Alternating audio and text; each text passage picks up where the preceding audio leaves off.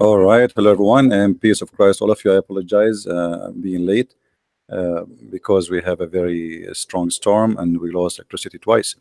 So I hope I will not lose it again. But in case we lost it, I will go live again. I hope so. Uh, we have a Muslim, Muhammadan, who made some comment, and we are going to answer those comments. And I encourage always the Muslims to do better work and to try their best to answer me or to refute me, whatever you want to call it. We have a guy here, a Muslim Abdul. He called himself Tom Christ, and I don't know what he don't call himself Tom Muhammad. Uh, Look what he said. Hello, Christian Prince. A while ago, challenged Muslims to bring prophecy of Prophet Muhammad prophesied yesterday. I'm giving him a couple of prophecy, and he twisted the facts about them. I will again mention them here because he did not refute those prophecies. He says, غلبت الروم في أدنى الأرض وهم من بعد غلبهم سوف يغلبون, in English, and he did not translate. I don't know why. Simply, this is a verse from the Quran, chapter of Ar-Rum, about the Romans supposedly will be defeated, and I will read for you exactly what he wrote. I'm trying to zoom in so you can read with me in your small phone or small screen. He says, regarding these ayat, the Surah Ar-Rum, which talks about the battle happened between the Persian and the Roman at the time of Muhammad. Christian Prince claimed that the word Adna mean the nearest, that mean Jerusalem, mean who is the one who claimed? Christian Prince, which is absolutely false, because Adna means the lowest point of the earth. Okay, according to who the word Adna mean the lowest point of the earth? You see, when a Muslim he says something, always get him busted by his own words. If we go right now to your own Islamic interpretation, translation, what they will say, all the Muslims translate it as nearest or nearer. So why they are stupid and you are the only smart? This is a translation. I will change translation, by the way. Maybe this is Biktal. Let us say Biktal is a donkey. He do not know what he's talking about. We will go to Maududi.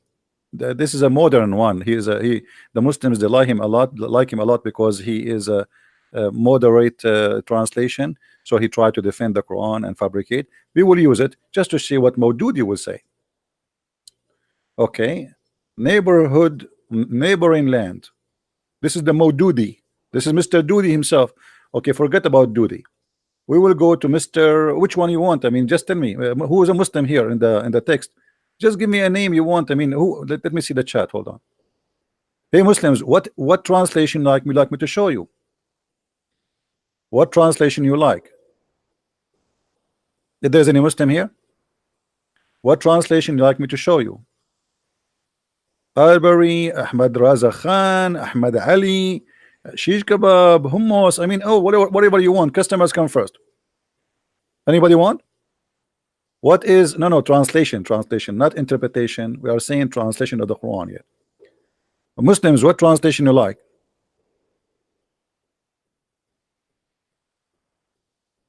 Any Muslim in the bushes?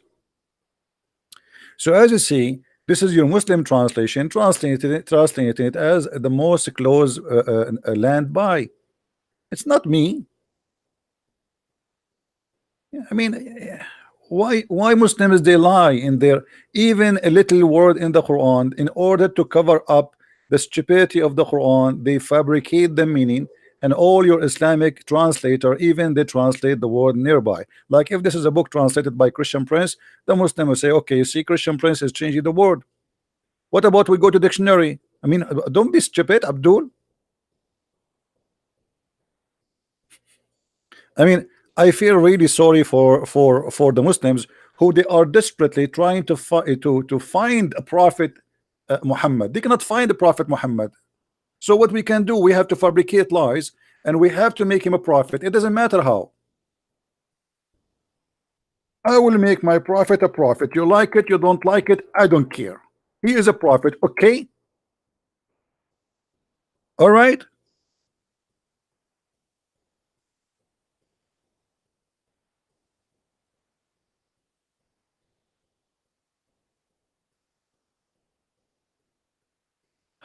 Let us go here.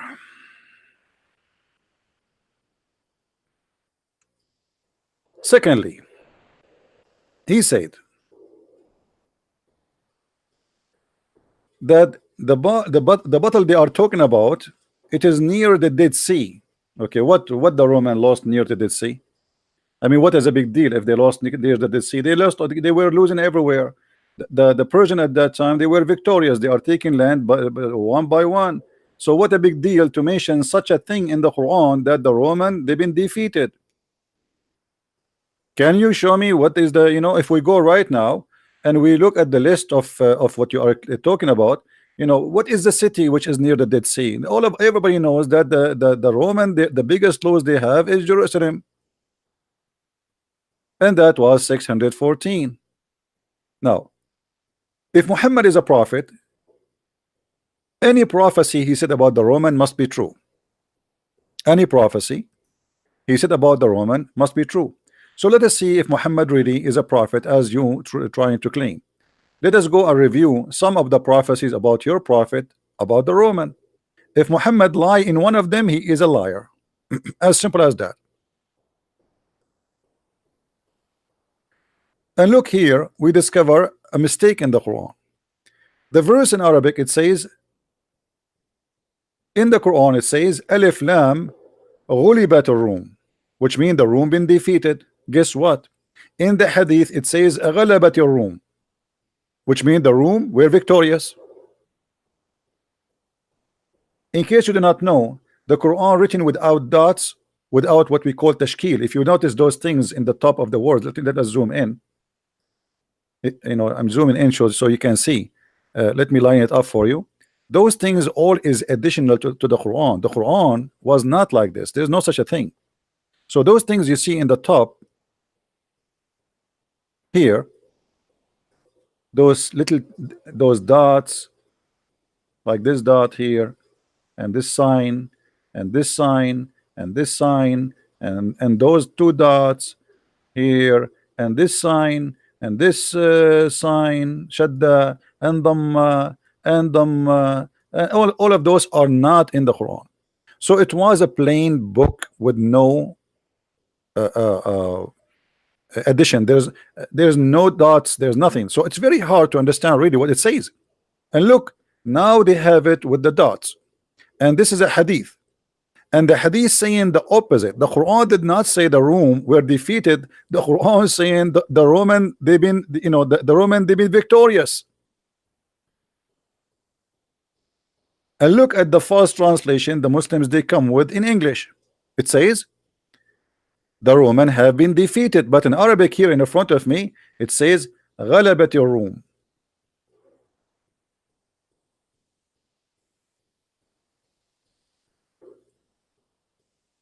And again the translation repeated for the same sentence here, غلبت الروم, not غلبت الروم.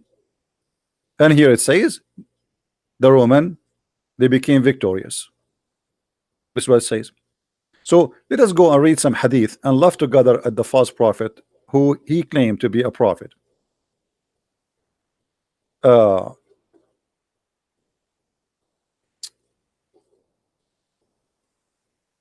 Muhammad, he made many prophecy about the Roman, and I'm very thankful that Muhammad, he spoke too much about the Roman, because the more he prophesied, the more he get himself busted. Let us see one by one.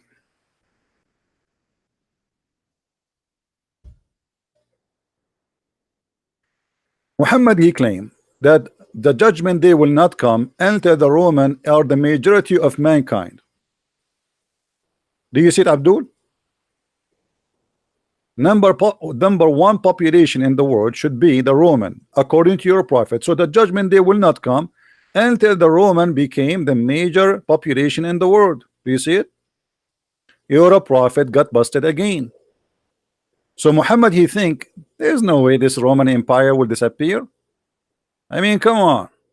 So it's going to grow and grow and grow, and they will become the major population of this earth. Now, is that true? You see, remember, If a person he made a prophecy and the prophecy turned to be a lie, this is what the Bible says, by the way. There's two conditions to know a prophet he is a false prophet. Number one, he prophesy in the name of the wrong God, which means not our God. Number two, if he make a prophecy and the prophecy did not come to be true. Now, where is the state? Where is the country? It's called the country of the Roman, which is the major population of the earth. Is that China? Is that India? Is that Indonesia? Huh? What is the major population? Obviously, Muhammad, when he made this prophecy, he was taking too much hashish. But I understand he is a false prophet. In his time, the Roman, they were occupying a huge part of earth. So why he will not think this way? It's very normal for a liar like Muhammad to think in such a way and to predict something already happening supposedly at that time. Because at that time they were the major population. Let's say they are controlling the major population of the world, but they are not really a major population. So Muhammad, by predicting such a thing, he just again proved to us that he is a false prophet. We don't even have a country is called the Roman Empire no more. What is the Roman? Obviously, Muhammad is a false prophet. Let us continue. Muhammad, he prophesied about attacking Constantinople. All right. Now let us see what Muhammad he said, and let us laugh together. We were engaged in the battle of etc. and okay. Okay. And then here, let us go down to see where Muhammad is speak. Actually, this one is very long. Hold on. Let us take something else, something easier. Something easier. Okay, this one is better. And this is Sahih too. All right. No. The last hour would not come until the Roman would land in Al-Amak. Where is that? Or in Dabiq. So this is a sign of judgment day. If the Roman they land in Dabiq, the judgment day will come. But the Roman they land in Dabiq many times. Now he continue saying, and when they do that, an army will come from where? From Al-Medina. What Medina? Is Medina is a country by itself? So an army will come from where? From Al-Medina, and between them the best of mankind. But there is no Roman Empire no more to come from Al-Medina. This is a sign of a judgment day. I mean, do you see how stupid this prophecy is? We don't have them no more. What Roman Empire? So Muhammad he claimed that the Roman will attack, and this is a sign of a judgment day, and the best of the Muslims will come from the Medina, and they will go to fight them. And look what will happen. And then the Roman would say, do not stand between us and those Muslims who took prisoners from among us. Let us fight with them. And the Muslims would say, nay, by Allah, we would never get aside from you and from our brothers, that you may fight them. So now the Roman they will attack the brothers of the Muslims. Who are they? Let it go. Now they then will fight, and the third part of the army would run away, whom Allah will never forgive. So third part of the army of the Muslims will run away as usual, the same as we do with Israel. And then which will be constitute an excellent murder of Allah, and would be killed. The third would not. So the third of the army will be killed. The third will be killed, and the third will run. Okay, so that's mean the third will survive, right?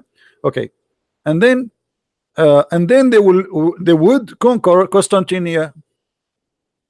All right, and then they will be busy distributing the spoil. But this is the army will come from Medina. Constantinople is already they changed the name. They call it Istanbul. The Abdul in his post, he said this is about judgment day, which means the Muslims will occupy it again. You want to occupy it from the Muslims again, and there is no Roman. What Roman? And not only that, Muhammad he claimed that when you occupy Constantinople, that the Dajjal, the false Messiah, will come right away. All right, read carefully. And after hanging their sword by olive trees, the Satan would cry that the Dajjal has taken your place among your family, and they would then come out, but there would be no avail. And then he would come to Syria. He would come out while they are preparing themselves to the battle, drawing up the ranks. So the fight between the Roman, which was going to take between the Roman and between the Muslims, is in Arabia, or in the border of Arabia, not in Constantinople. But anyway, so here, after the attack and supposedly they want to take Constantinople, suddenly the false Messiah will come. And then when the false Messiah come, the Messiah, he will land in Jerusalem in the elevator. Is called the elevator of Damascus. Yeah, the Messiah here cannot land without elevator. All right, read carefully. The Dajjal has taken your place among your family and would come out and would be a veil, and they would come to Syria, and he would come out while they would be still preparing themselves to the battle, drawing up the rank. Certainly the time of a prayer shall come, and then Jesus, peace upon him, son of Mary, will descend to them, land on them. When the enemy of Allah see him, he would disappear and he would dispose like salt. Glory to Jesus. Even Shaitan, when he sees Jesus, he disposed like salt. But when Shaitan see Muhammad, he jump in his shoulder, as the hadith says. So as you see, all of this is a fiction and stupid stories. There's no Roman no more, and they are not in Syria, and they are not in Constantinople, and they are not in Arabia, and this is a stupid story. Something else. Let us keep moving. Another hadith. We have more hadith to show.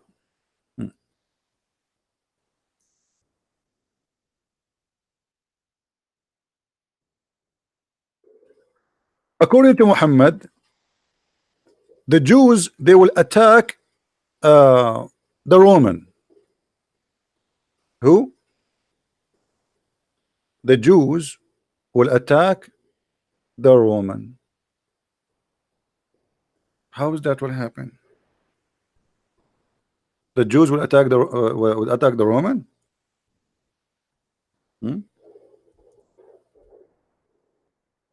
I'm trying to find the hadith.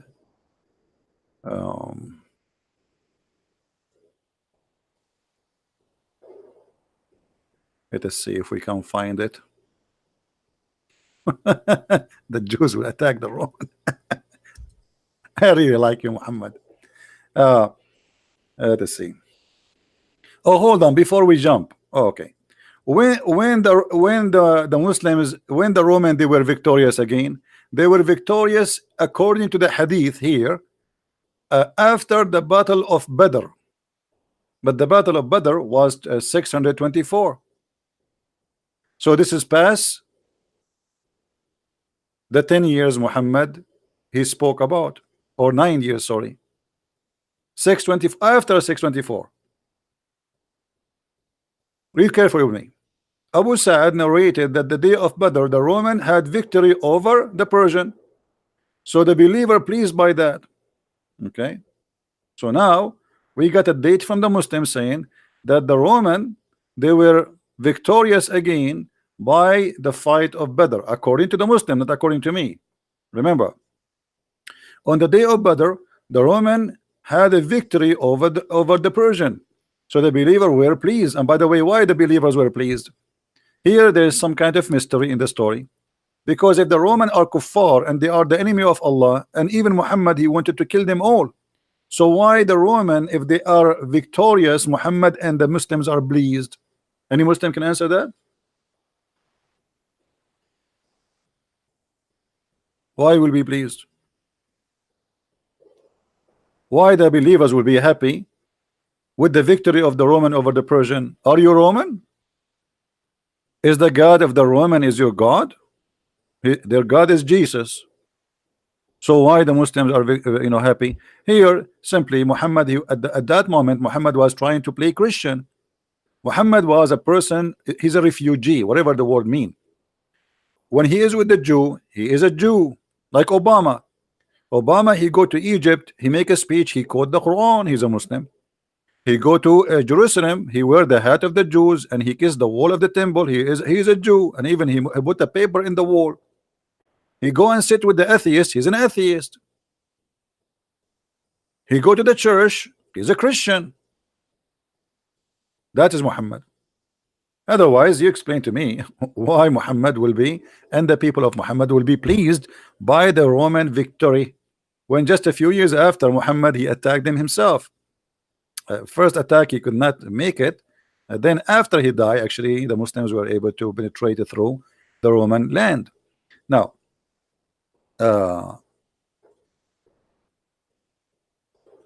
5 things have passed, i.e., the smoke, the defeat of the Roman, the splitting of the moon. All right, the splitting of the moon, and read carefully with me. The defeat of the infidels, and those are signs of the judgment day. But let us go more.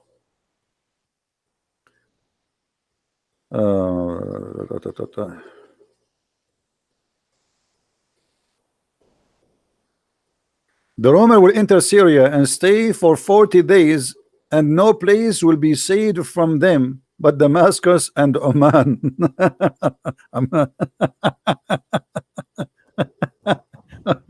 No comment. All right.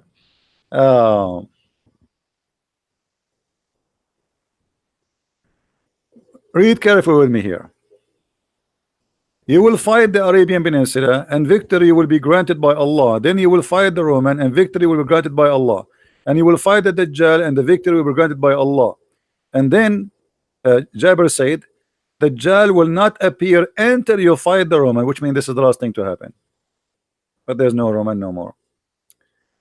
Let us continue. I want to find a hadith where Muhammad, he says that you will fight, the Jews will attack the Roman. Hold on, let us see.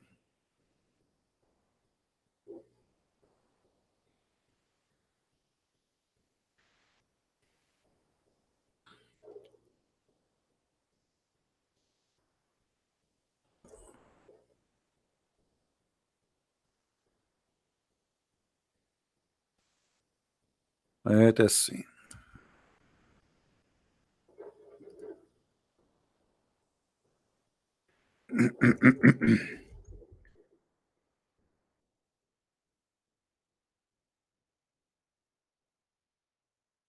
There's a hadith, I just remember it, where Muhammad, he claimed that 70,000 of the Jews, they will attack the Roman. What is, I mean, how in the world Muhammad, he say such a thing? Too much hashish. Let us see. And as you see, Muhammad, he is stuck with the number 70,000. Everything is 70,000. 70 virgins, 70, you know, 70,000 angels, 70,000 people will enter the heaven without his, like a judgment. As you see. Let us see. I'm trying to find it.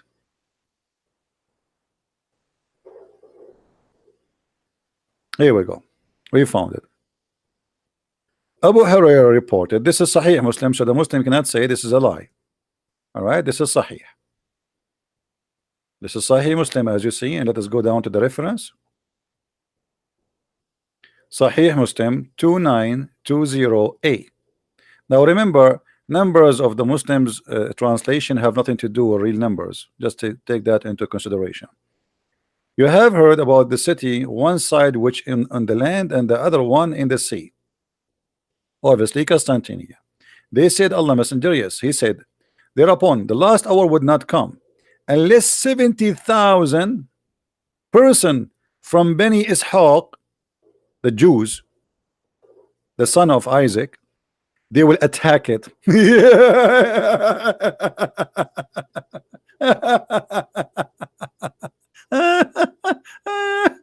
I mean, this is a nice one. Huh? What?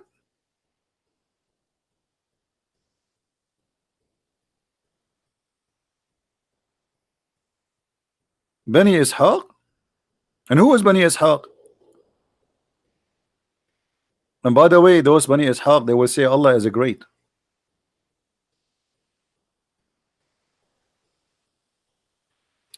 Read with me carefully. When they would land there, they will neither fight with weapon nor shower arrows, but would only say Allahu Akbar, Allahu Akbar, and that's it. This is how they win the war.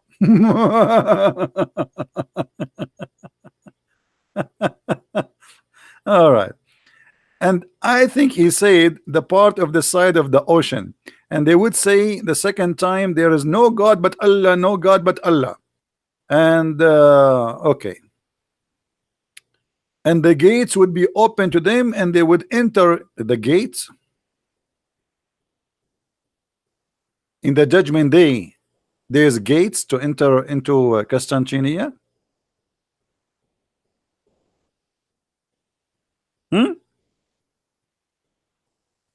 If there is any Abdul in the bushes. So we are talking about judgment day, maybe thousands of years from now. The gates will open. What is that?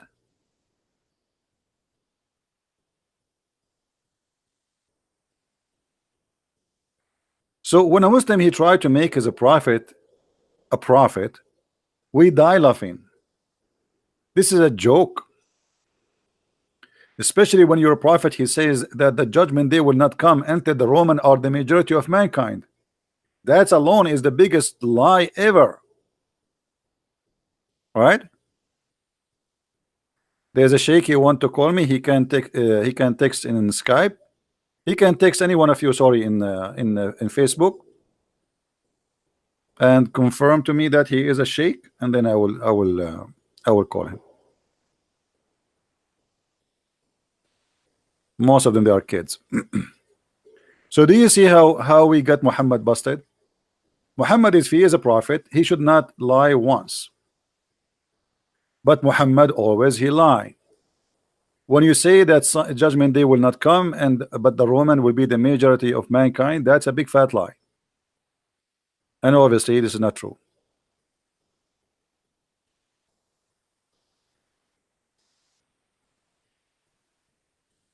Post for us your Skype, the one who claimed to be a sheikh. Sorry, post for us your Facebook. Post in your Facebook first that I changed to Christian Prince now, immediately, and post your Skype there, and post the link for us, and I will click in it. I will go there to your Skype, or so to your Facebook, sorry, or the admins will check that, and if you are really who you claim, we will call you immediately. So let us make it clear. A liar is a liar. If you lie once out of 10, you are a liar. If you lie twice out of 10, you are a liar. If you lie 10 out of 10, you are a liar. And Muhammad, he lied 20 out of 10. Name for me one thing Muhammad he said of all those things is not a lie.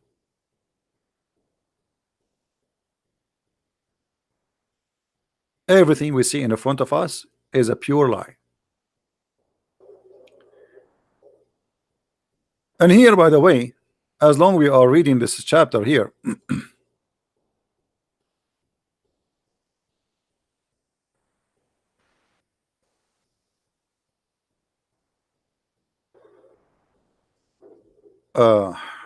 you will see the Muslim how they fabricate translation in order to cover up the stupidity of the author of the Quran.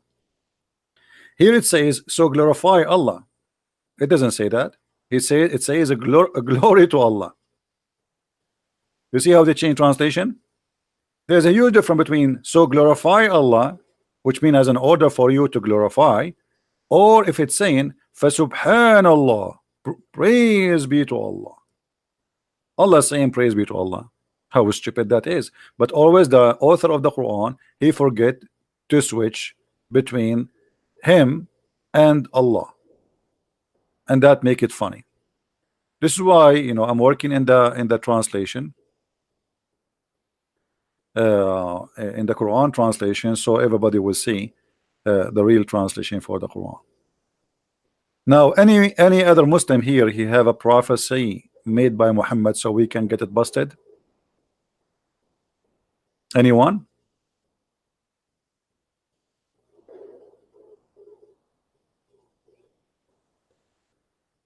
Anyone?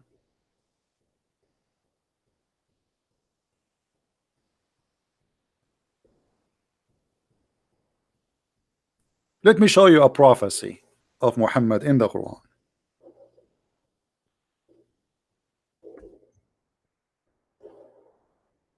You know, the Muslims, they say uh, like there's a messenger and there's a prophet, which is very funny. So there's a messenger and there's a prophet. I mean, how in the world you can be a messenger but not a prophet? Because a messenger of God, he is giving a message nobody knows save God and him. So this is a prophecy, you idiot. When you say to people, if you don't believe in God, judgment day will come, that's prophecy. So how you can be a messenger of God but yet you are not a prophet? Because the real prophet, by the way, is God himself, because the prophecy is coming from God. The prophet in earth is just a man who present, or let us say who delivered the prophecy to the people. So we call him a prophet, but the real reality is anyone who deliver a message from God, he is prophesying to the other people. Now, if we go and read the Quran and try to find something smart about Muhammad in this book, Muhammad prophesying in the Quran, like what? Muhammad is the only one knows that hail is coming down from mountains in heaven. How Muhammad he knew that unless he is a genius prophet?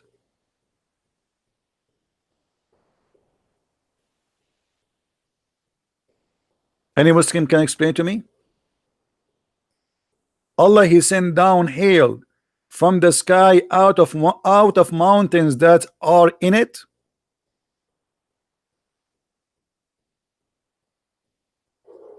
Muhammad he was sitting alone thinking how hail is made, shish kebab, falafel, hummus, and then he come to the idea there is mountains in the sky and Allah he break hails from there and he throw it at us.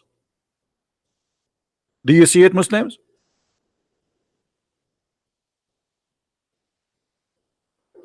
Muhammadan, do you see it? Do you support this prophecy?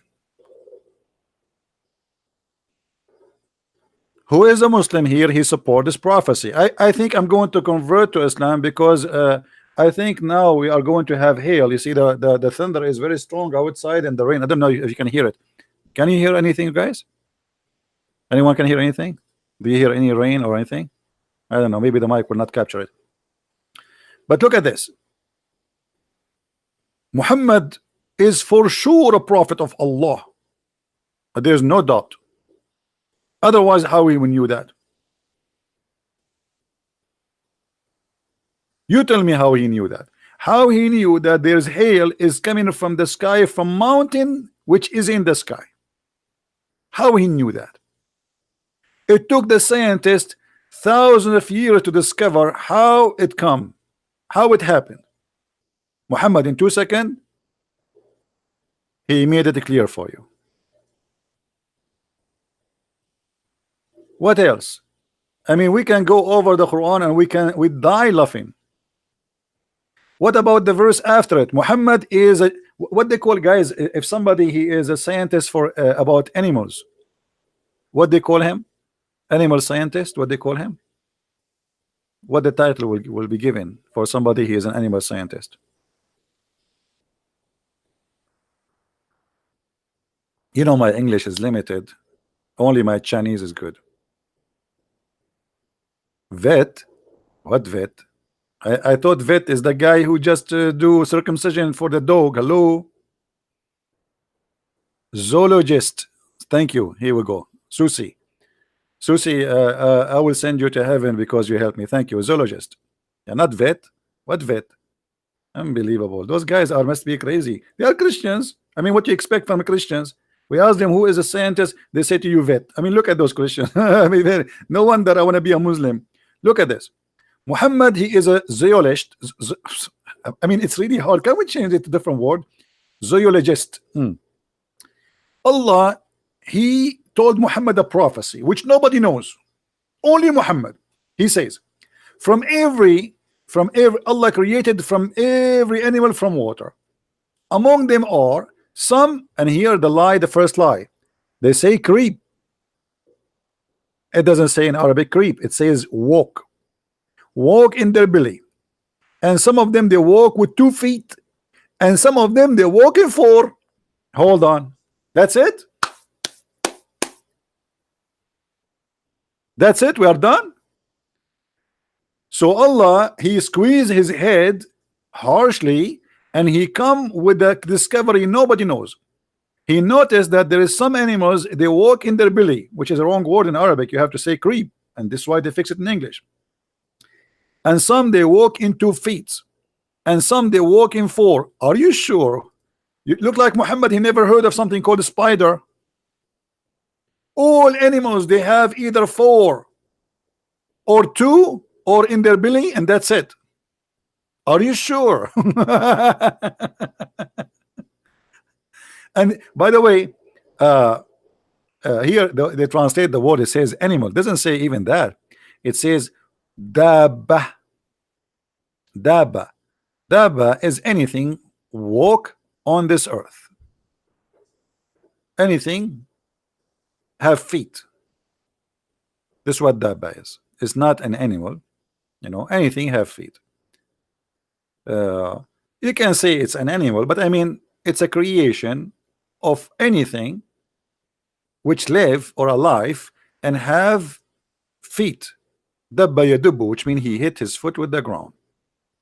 But here the word dabba does not match, because those who creep, they cannot be considered dabba, because it doesn't hit its foot in the ground. So this is the first mistake. The second mistake, Muhammad, he think that there's only animals, or here in this verse actually he claimed that either you in your belly or in 2 foot or in 4 foot. Is that right? Muslims, is that right? No, insect does not have 6 legs only. There's some insect they have maybe 40, 50, I don't know how many. I have an insect, she is my friend actually, by the way. Once I invited her for a dinner, and she was like, she came second day. I asked the insect, what made you so late? She said, CP, by the time I put my shoes on and I tie it up, 24 hours is gone. True story, by the way. Sahih al-Bukhari. So those insects are what? This is the insect I invited, by the way. This is why she was late. She was wearing her shoes, putting socks. I mean, come on. It's not easy, you know. So Muhammad, he claimed that those are just you know, there's only either 2 or 3 or 2 or 4. What about wings? The Muslims, the birds in Islam, how many wings they have?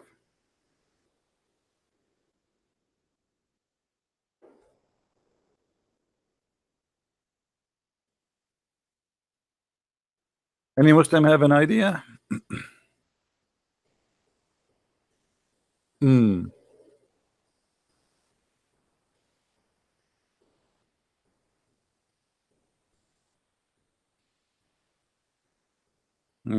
Okay. I know where is the Muslims. Where is the Muslims?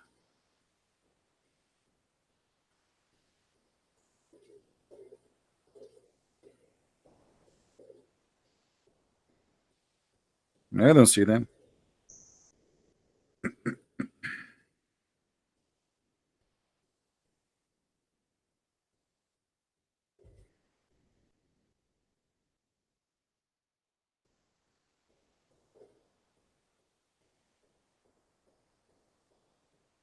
Any Abdul?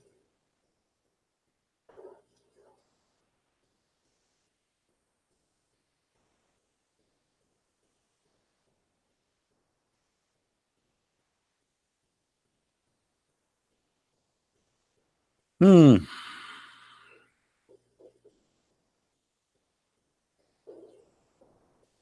I don't know. I'm really disappointed. I thought I will find some kind of resistance here. But I don't know. Like the Muslims are leaving Islam left and right, and nobody have an answer. I'm going to make a prophecy. I think the majority of mankind, before the judgment day, is going to be um, the Amish. I mean, lie. I mean, who care? Lie as much as you want. Claim to be prophet. Who is going to live from those who are here until judgment day? I will be dead. They will be dead.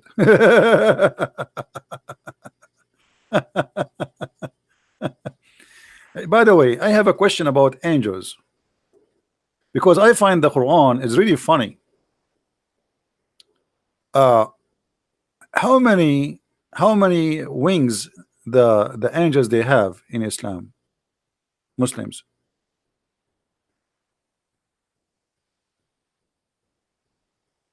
Abdullah Raboja.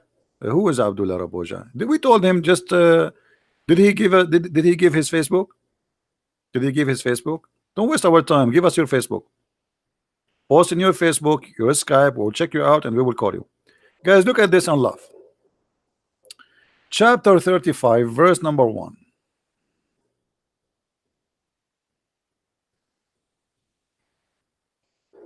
We appointeth the angels messengers having wings 2 and 3 and 4.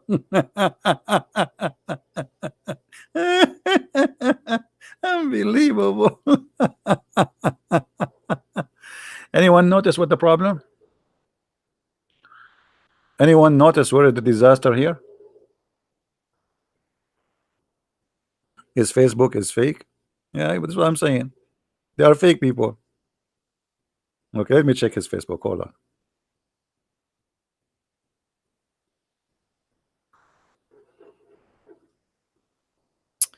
This guy, he just created Facebook 2 days ago. Well, 1 minute ago.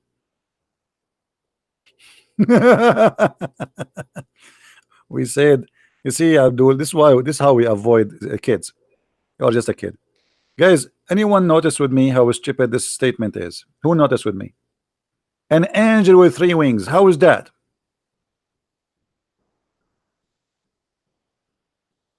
Any Muslim have an idea? We have angels with 3 wings.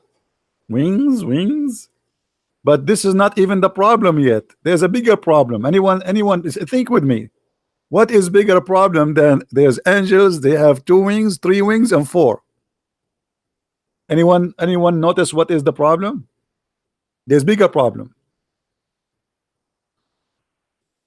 Anyone?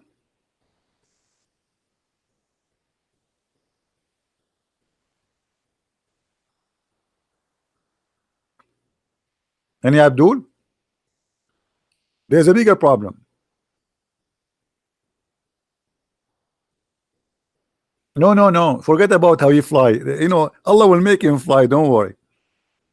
Is it Muhammad? He says that the angel Jibril have 600 wings. The Quran confirm that there's angels who Allah he sent them down to the earth. Only one of those 3 kinds. Either they have 2 wings, 3 wings, or 4 wings. So how Jibril have 600 wings?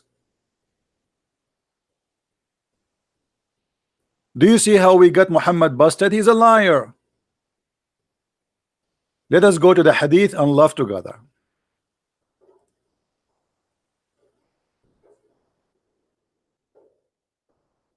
Guys, do you hear the thunder? If we lose electricity, we will lose broadcast. Let us see.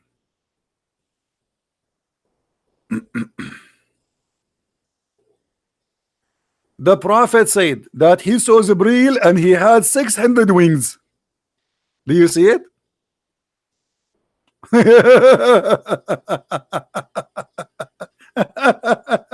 Unbelievable. 600 wings, brother. Prophet Muhammad, he said he saw Jibril and he has 600 wings, brother. So why the Quran says the angels are either 2 wings, 3 wings? And by the way, I have 3 wings. I have to be honest with you. And the other day I went to swim in the swimming pool where it's minus 30, and you know, they did not let me swim, not because it was so cold, but because they said you have wrong wings. I mean, your wing appear in the wrong location. Why it is there?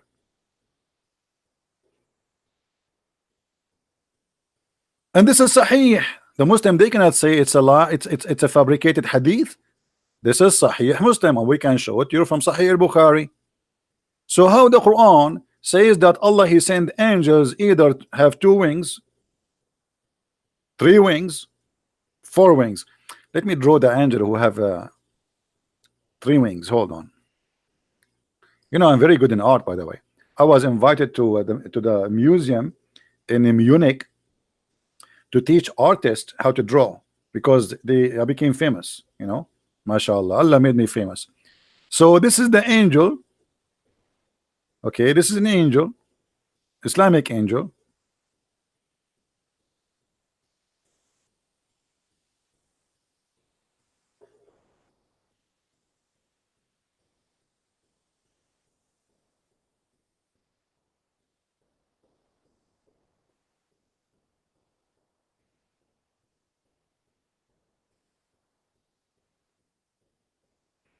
And now he have 3 wings.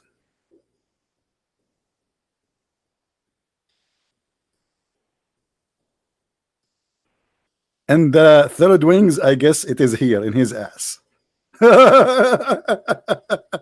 Unbelievable how good I am. I'm sure my mother, she will be proud of me when she see me doing that.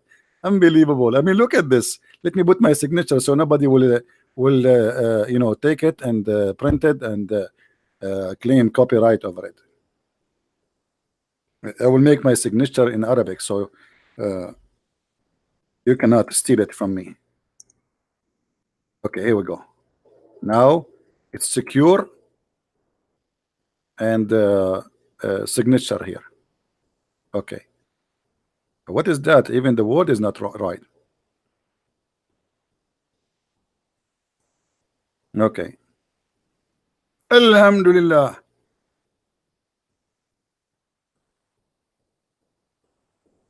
So, isn't it? So you Muslims, you say to us Muhammad is a prophet, and yet he cannot even maintain his lies. I mean, at least let him cover his lies. How he saw Jibreel in 600 wings when the Quran says angels who sent to the earth only either with 2 wings or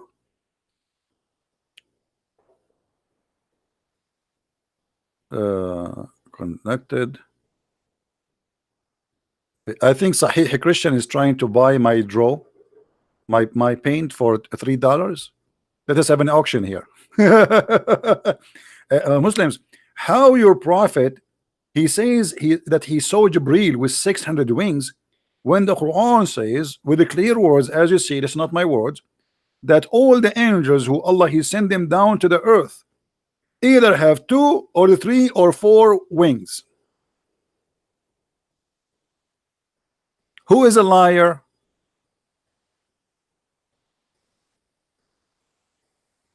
Any Abdul? So they are working hard trying to make Muhammad a prophet, but it's not working.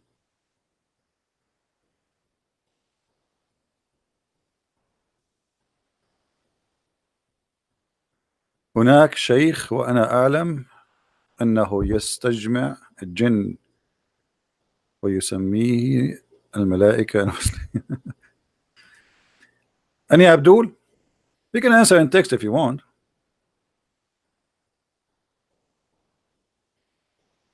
Anyone? One of them if you are a liar, if one of them is a liar, either Allah, if this is the book of Allah and the hadith is the book of Muhammad, and the hadith of Muhammad is confirmed to be true, which means there's no doubt about it, it's a lie, that's mean one of them is a liar, either Allah or Muhammad. Which one? Anyone? The hadith is fake, that cannot be, because it is sahih. My friend, it's sahih. It is sahih. I mean, we cannot say it's weak anymore. I mean, the game of weak and strong, we cannot use it, brother. We cannot. That's it. This is sahih. What we will do?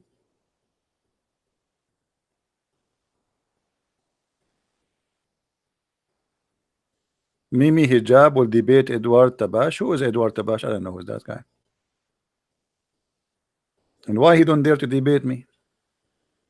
He will debate people who do not know. Anyway, is that sahih? This is Al-Bukhari. Look at this Al-Bukhari, brother. I asked Abu Zar about the statement of Allah, and he was the distance of by 2 bow length, or even nearer. So blah blah blah blah, and then blah blah blah, and then the Jibreel, and then he says, and the prophet he saw Muhammad had seen by the Jibreel with 600 wings. By the way, how fast the prophet Muhammad, he can count the wings. He's an atheist. Yeah, stupid debate.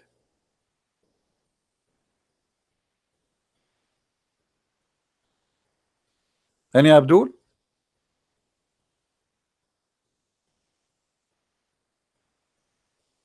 Guys, don't tell me about those things. You are promoting false people. Both of them are false, no different.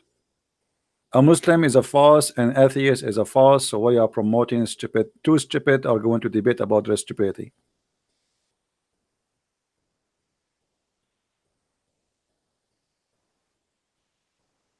Any Abdul? Who want to answer? Which one of them is a liar?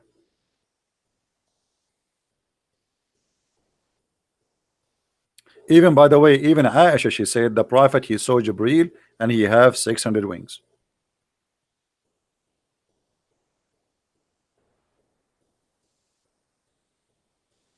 Anyone?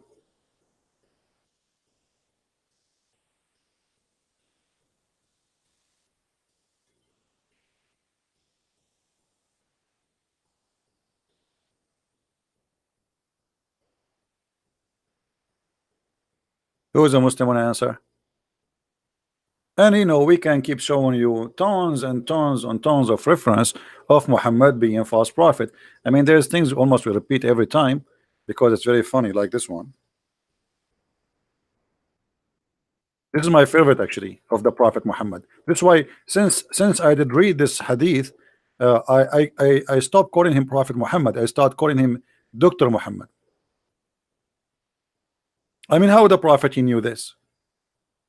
If the women have orgasm first, the baby will be a girl. If the father have orgasm first, the baby will be a boy. How we knew that? There's no way this is a false prophecy. This is a true prophecy. Huh?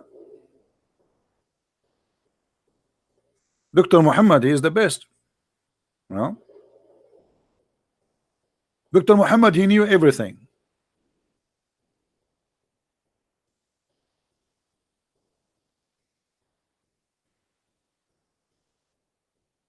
Any Muslim have a prophecy for us? Any Muslim have a prophecy? He is willing to sacrifice the prophet and under the bulldozer. You see, the funny is, each time the Muslim they try to present Muhammad as a prophet and they made articles, you know, they themselves they help us to destroy him. Hold on, I want to go back to the comment of this guy. Look what he said too.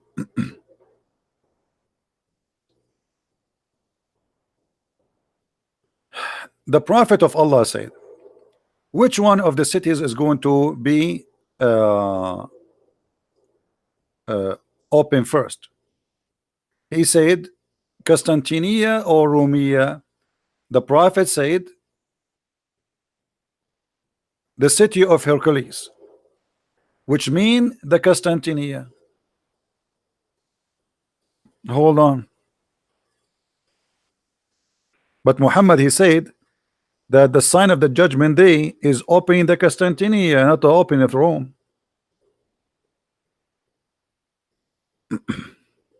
Hmm? Instead, Christian Prince. Hold on. Instead of Christian Prince, he showed us two hadith where Muhammad prophesied that the Constantinia will be liberty by the Arab at the end of the claim. Okay. Well, no, not only this. I just showed you that the one who will attack Constantinia, there will be 70,000 of the sons of Isaac. Not only the Arabs. So there's a contradiction. And then he says,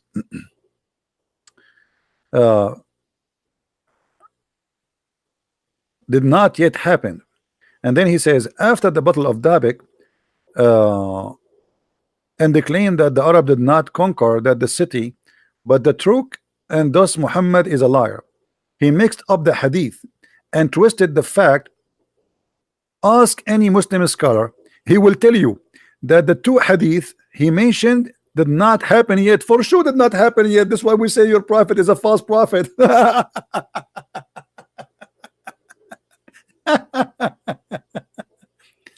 Abdul, your prophet says the Arab will occupy Constantinia. So, and not only that, he said that the Turk are the enemy of the Muslims.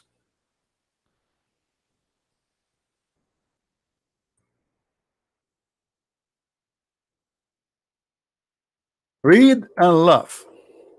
Your prophet said, let the Ethiopian alone as long they left you alone, and let the Turk alone as long they left you alone.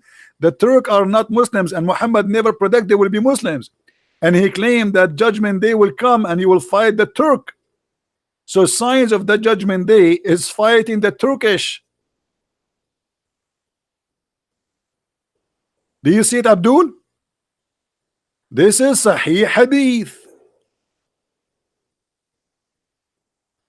Read, Abda, brother. Read. Read, brother.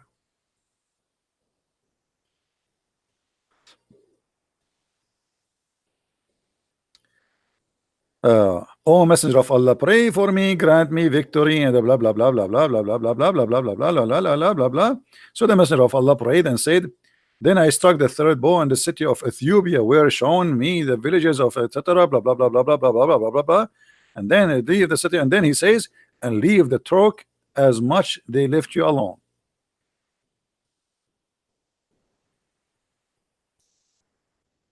Different hadith.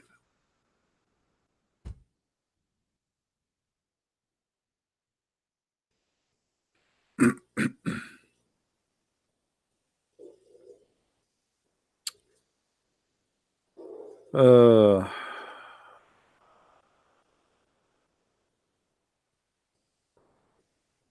trying to find the hadith about the Turkish. Hold on.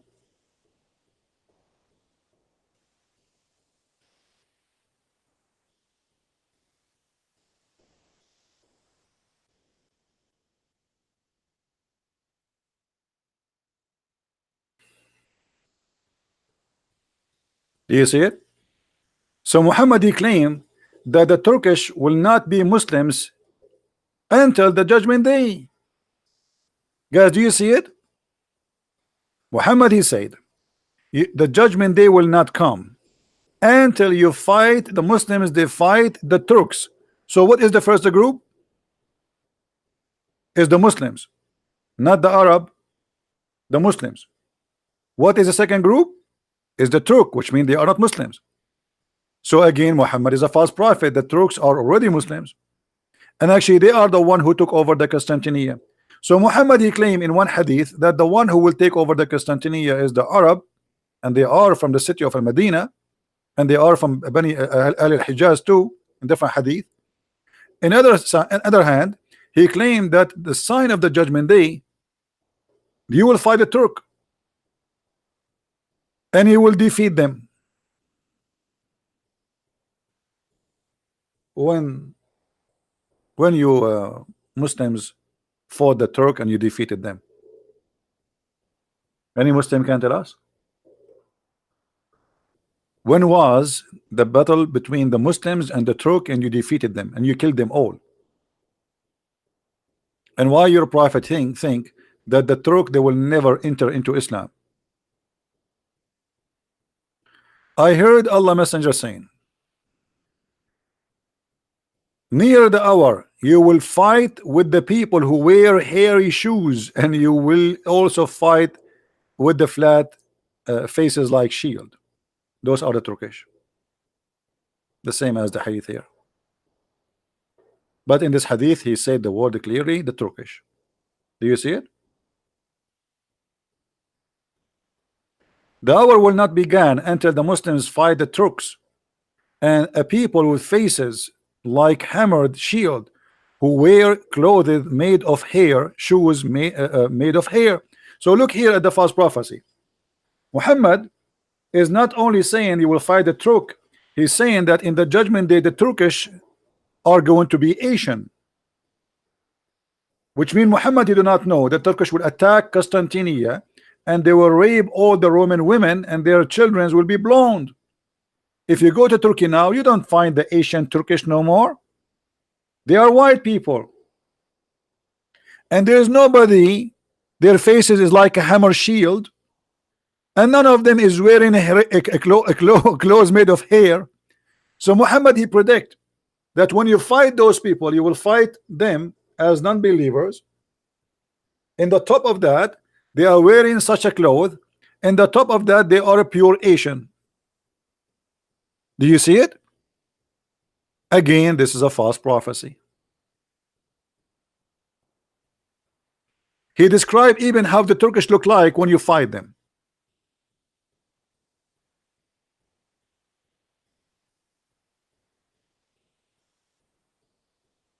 Any Abdul?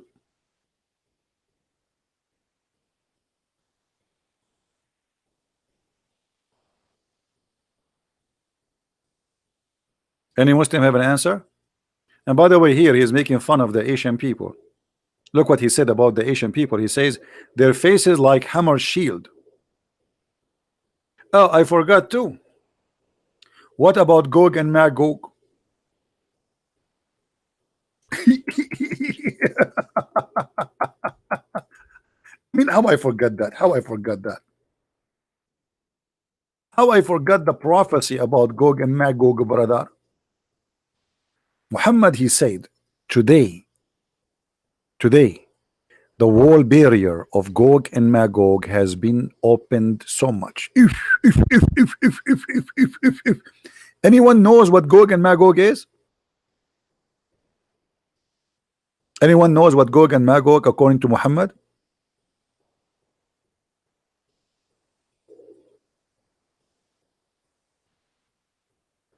The Muslim will use the bows and arrows and shield of Gog and Magog as firewood for 7 years.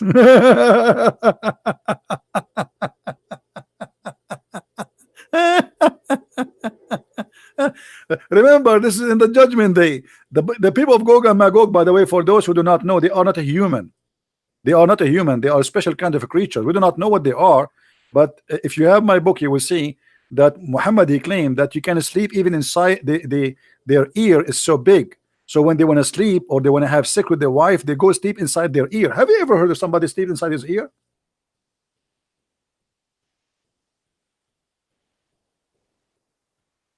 In the judgment day, there is still people will be using arrows and shield, and they are made from wood.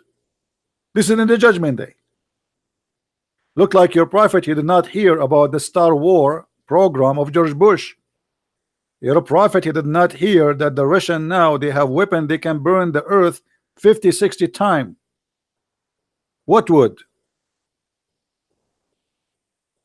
This is judgment day, my friend.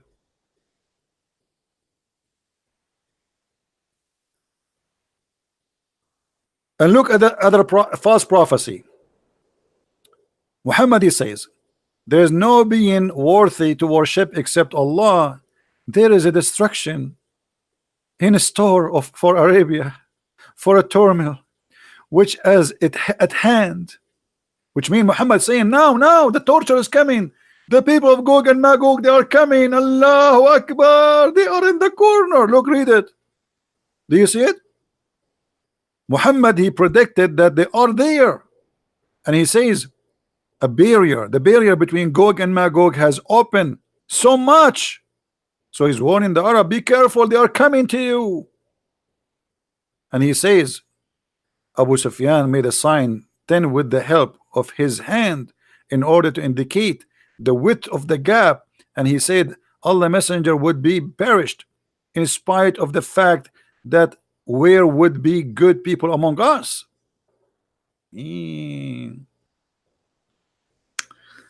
All right. All of this is about Gog and Magog.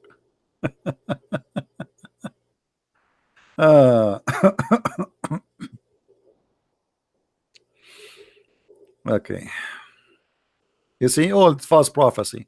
By the way, for those who do not know what Gog and Magog, the Quran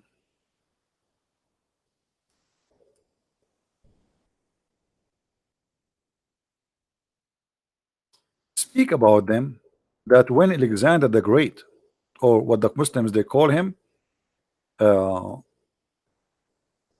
Zulqarnain, the man with the two horn. And the reason he's called the man with the two horn, because simply when he invited his people to convert to Islam, his people, they did beat him with the hammer, boing, in his head, and he got the first horn. And then Allah, he resurrected him from death, and he sent him again to his people. So his people again, they hit him in the other side of his head with the hammer, boing, and he got the second horn. True story. Now, here is Al-Qurnain. When he arrived to those people who they are supposed to be so stupid, but look, the Quran saying they are so smart. Just to show you the stupidity of the author of the Quran. When he reached the place between the two barriers, he found between them people who could hardly understand the word. Now here they put if his language, that's a lie, because لا يكادون يفقهون قولا, which means they can't even speak. And then suddenly they say Zulqarnain, indeed Gog and Magog are causing a disaster in this land. Shall we pay you a tribute in the condition that you build a barrier between us and them, brother? Suddenly Zulqarnain became a contractor. I thought he is the one who conquered them. How somebody he conquered them, he is going to be hired by them. And now Zulqarnain, he said, okay, I will build for you a bridge between you and them. Muslims.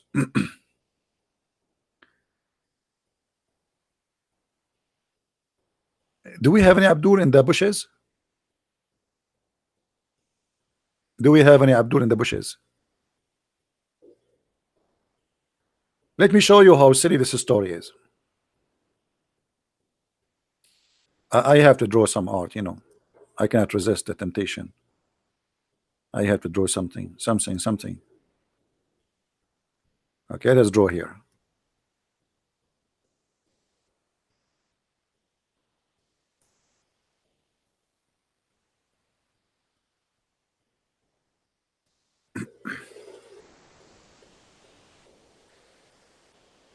If we draw here, let us say, according to the story, there is two hills or two mountains. One is here and one is here. And people of Gog and Magog, they are here. And those people are here. People. So Zulqarnain, he built a dam between them and between those people, so they cannot go through. And the dam is built from copper and iron. Copper and iron. Okay. According to Muhammad, The people of Gog and Magog, they cannot go through until the judgment day. But why? I mean, the only way for this to happen, if there is a fence and the earth is a flat, and the fence go all the way to the end of the earth, correct? If they are behind the fence, the only way, I mean, why Gog and Magog, they don't come from this direction and come here? That's it. You know what I'm saying? Do you understand what I'm saying? If Gog and Magog is from one side of the earth and we are from the other side, all of us, we are human in the other side, where are they? and Zulqarnain, he built a dam between us and them, a wall, so they cannot come in. I mean, isn't it, this is alone enough to prove that Muhammad is a big fat liar?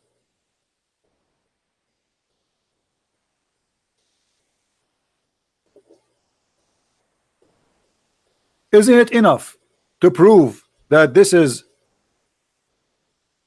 or Muhammad is a scam? Where is Gog and Magog, which there is a dam between us and them, and they cannot penetrate it through? Huh? Let me find a picture. Maybe a picture will be more helpful. Hold on. Give me a second.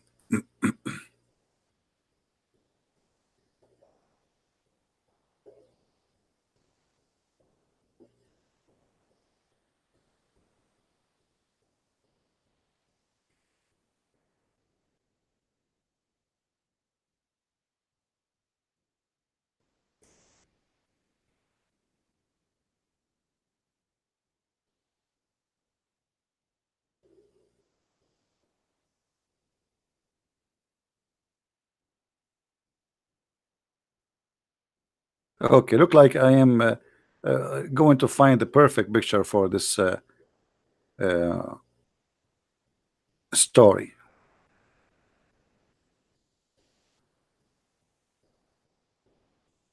Okay, this one is perfect. Let us show it in the screen. So now we have two mountains, one in the right and one in the left. Forget about the river. Let us imagine this is just a land. And in that side, in this side here, there's a people of Gog and Magog. In this side here, there's the people, the good people. The people of Gog and Magog, they say to Zulqarnain, for the sake of Allah leg, build for us a dam. So he said to them, okay, bring me copper and iron. And he melted them and he made the bricks and he built a dam between those two mountains. And now supposedly the people of Gog and Magog, they cannot go through. It's a very high wall. That's it. You cannot climb it, and it's very soft. Don't try. And you cannot dig underneath. Come on, it's made from iron. Hello. So Muhammad, when he said the hadith, he said that the people of Gog and Magog, they made a hole like they can see through, and that is dangerous. He is saying that man, the Arab are going to face a very horrible time because a little tiny hole made in that wall. Muhammad claimed that judgment day will not come. A sign of the judgment day is when those people, Gog and Magog, they make a hole in that wall. I mean, that's nice. Hole in that wall. Ew. I never thought I can say that. Mean hole in that wall. Let us make a hole in that wall. Hold on.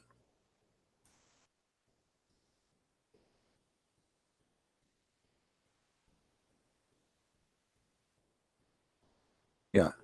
So this is the wall, brother.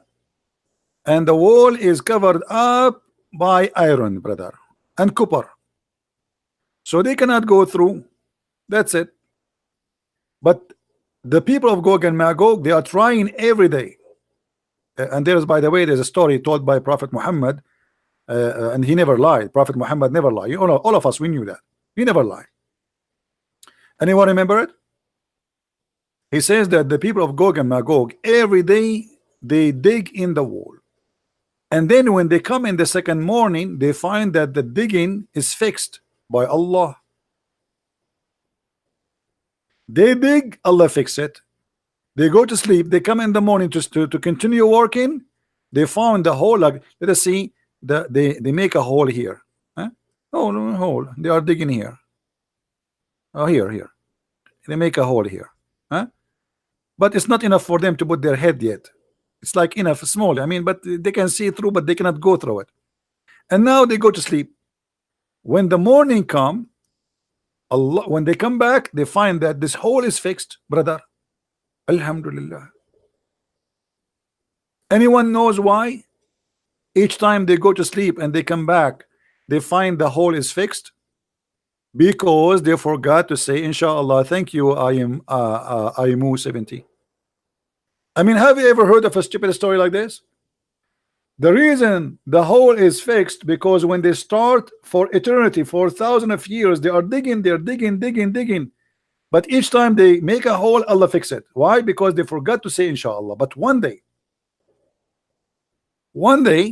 the leader of Gog and Magog, before they start, he will say, well, actually, not before we start, before they go to sleep, after they open this small hole, he will say to his soldiers, let us go sleep, and Inshallah, tomorrow we continue work.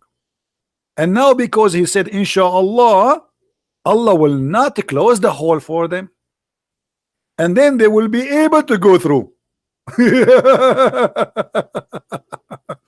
Any Muslim want to prove me to be a liar? Who is a Muslim here saying I'm lying about this story?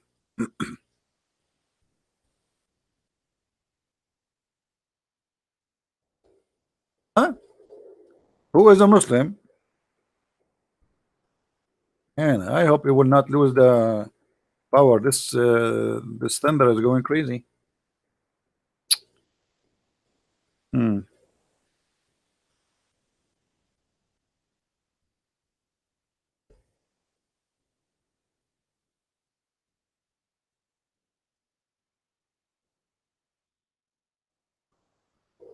Let me show you the hadith.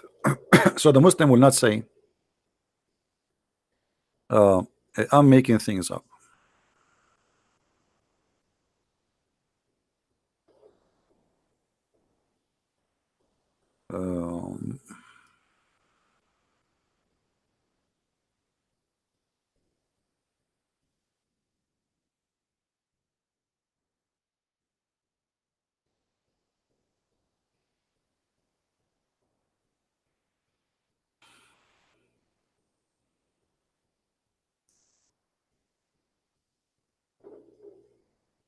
Okay.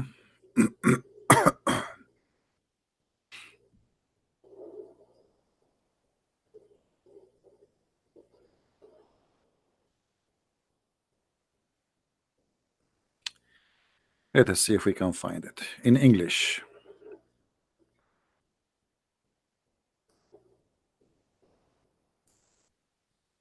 This is the issue. Always you have to find things in English because none of you, or maybe few of you. Here we go. We found the story. Alhamdulillah. Thank you, Satan. Thank you, Satan, Allah, for helping us.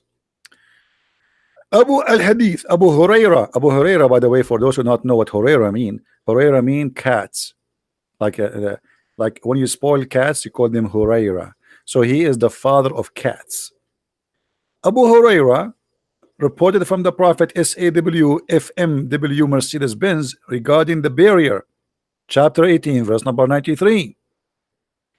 They excavated each day until they are just about to penetrate, almost there. Their leaders say, go back, that you cannot penetrate it tomorrow. I mean, how smart this leader is. They are almost there. I mean, come on, let them finish, Abdul. Why you are being stupid? I mean, every day for eternity you are doing that, and now you are almost there. You say to them, go home, tomorrow will come. So he will say to them, Go back, go back. Let us change the color. Hold on. This color is not good. Yellow. Which color you like, guys? This one, this one. Go back so that you cannot penetrate it tomorrow. He said, but Allah will make it return just as it was. If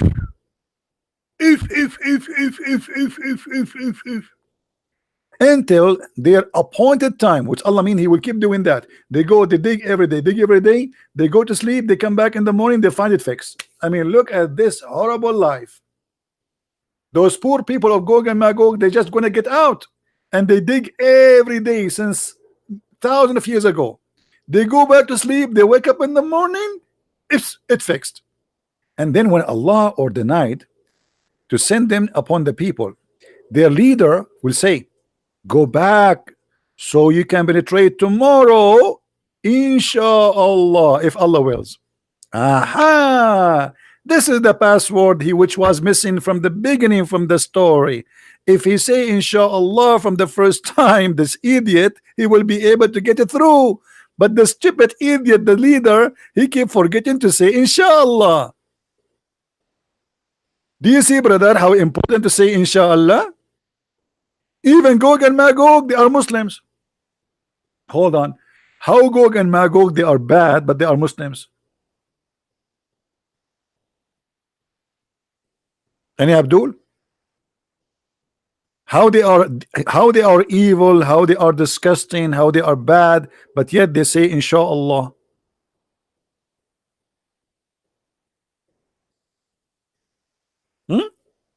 Let it go, let it go. And then so he makes exception, which means Allah, Allah, he will let them go. He said, so they return and find it just as it was, they left it, which means this time Allah did not fix it. Then they penetrated, the brother, and here a disaster. Then they penetrated. They, Ya'juj and Ma'juj, are released upon the people, drinking up water, and people flee from them because they suck water. They are thirsty for water. They are like elephants. Like they suck a lot of water. If they go to an area, the area will be dry because they suck a lot of water, brother. Actually, I speak about my my grandfather. He used to have a brother. He used to have a farm, have a lot of water in Sri Lanka, and then one day we woke up in the morning in Sri Lanka. We are Indian originally, brother, and a person from Gog and Magog, he stopped by, and we did not know he's from Gog and Magog. So we told him, you are welcome. In the morning we woke up, brother, we found Sri Lanka dry. There's no water. All Sri Lanka is dry because they suck all the water. Now look here. They suck up the water and the people flee from them. They shoot their arrows into the heaven. So they returned, died with the blood. If.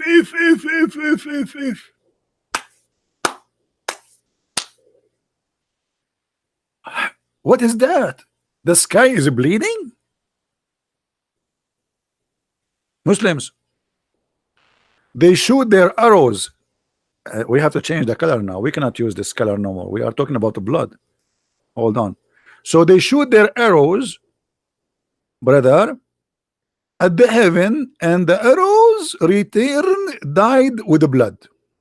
And they say, currently, arrogantly, we vanquish this earth. Let us demoniate and the inhabitants of the heaven. Now they want to take the heaven too, so they finish the earth. Oof. So the whole earth, brother, is controlled by Gog and Magog.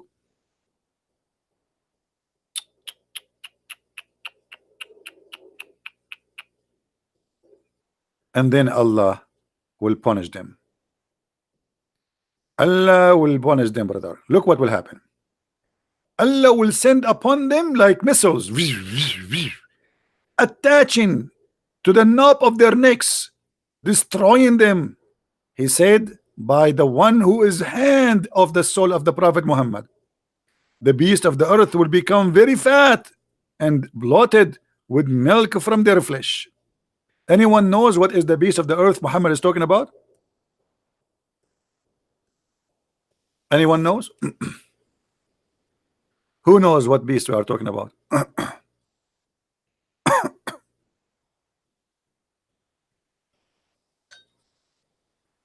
Hmm. What is that, Muslims? The wolves, they will eat them? Who? Or this is a jassasa. The beast will come from under the ground. Allah will send it speaking Quran.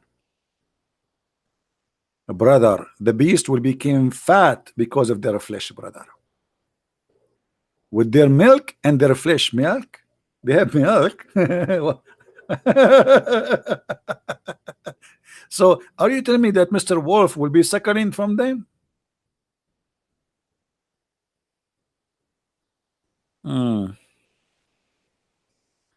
I see.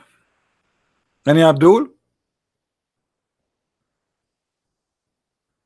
Any Abdul? I mean, still you Muslim, you want to say to us that Muhammad is a prophet of God? We have the satellite, they cover every inch in this earth, and nobody found your damn dam.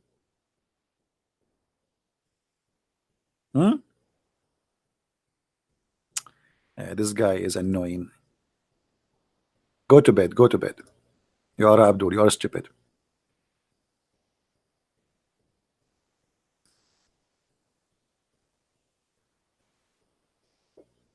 Huh? Where we can find Gog and Magog? So obviously everything we say to prove that Muhammad not only a false prophet, this guy is an idiot. He is ignorant. He is full of it. Fairy tale stories, stupid stories, and he makes stories, and he is copying legions of people before him, and he is making it as if it's true. And by the way, this is not only in the hadith, this is in the Quran.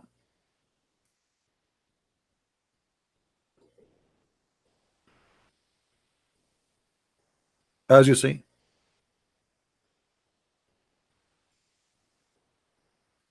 And here it says how he made the dam.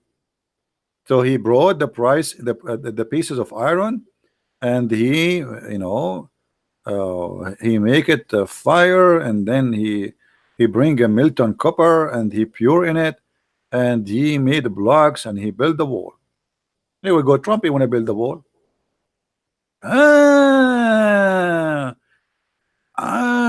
Mean Gog and Magog and the story of Zulqarnain is about Trump, brother. Build the wall, build the wall. Here we go. The idea of build the wall. You see where Trump he got his idea, build the wall? Brothers and sisters, do you see this kafir Trump, where he got his story or his idea to build the wall? From here. And absolutely is true. He is using pieces of irons.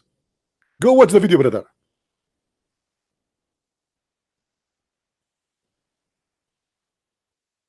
I mean, how you can deny? How you can deny? You cannot deny it.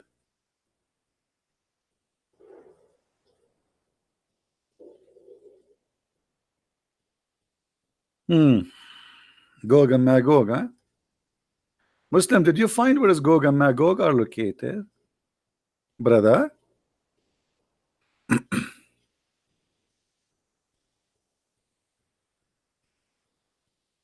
Anyone?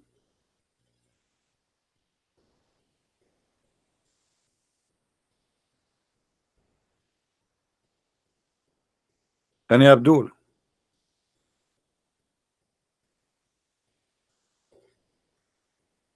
So guys, did we learn something good today? Did we learn something good? As you see, each time we go online, we share with you tons of evidence, and we connect the dots together, and we prove one thing always, that Muhammad is nothing but a scam. I say it as it is. I know there's many people, they are politically correct. Maybe they don't even dare to say the word, but I say it as it is. Muhammad is a scam. Muhammad is a false prophet. Additional to that, we have from the Bible teaching that Muhammad is an antichrist. Who is the antichrist? The Bible says, whoever deny the Father and the Son. Correct? So we prove every day that Muhammad is a false prophet. He's a liar. He's a scammer. Additional to that, we have a clear proof from the Bible that Muhammad is a scam and he is a liar and he is an antichrist. If you don't believe me, believe the Bible. And as you see, I show you everything in the screen. You know, many people, they might make speeches. I don't use a single Christian reference, as you see, even their translation. I'm not using my own translation, as you see. This is their website, this is their translations, this is their stories, this is their reference, printed, published, given to us, preserved to us by them. Who? The Muslims. So what I can do more?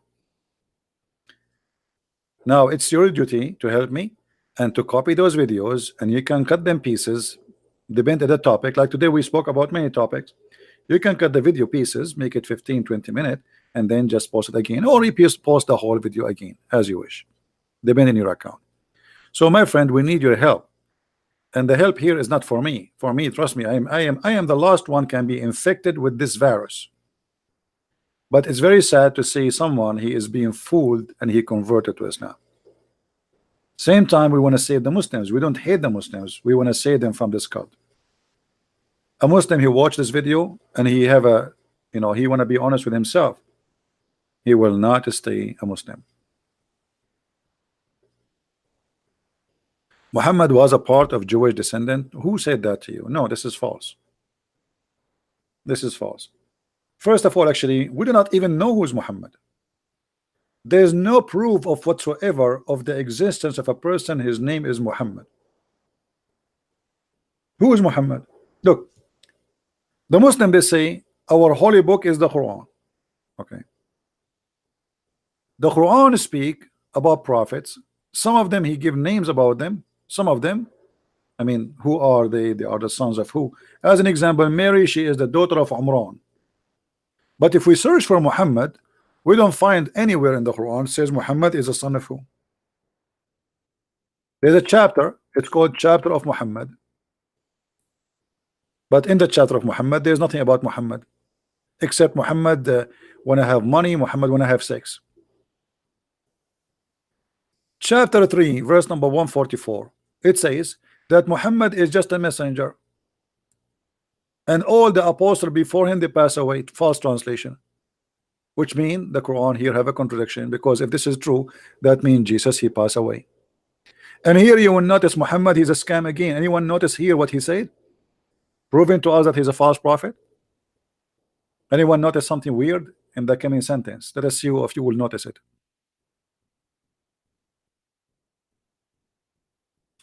Who noticed with me? There is something very bad, stupid in this verse.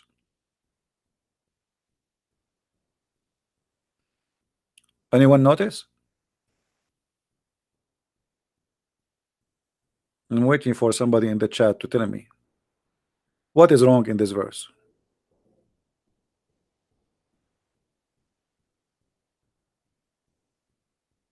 Dies or slain. Thank you, Phil. Guys, if he dies or is slain, this is Allah talking. How Allah talking? He do not know how Muhammad he will die. Normal death or killed, because he don't know Muhammad what will happen to him tomorrow. So in order to cover his ass, he says if he die or get killed. I mean, is there a third option?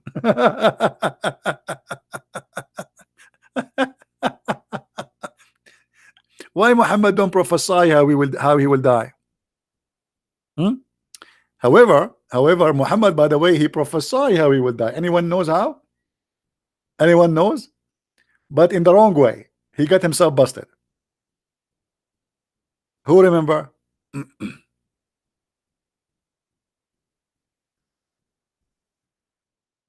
Look at this.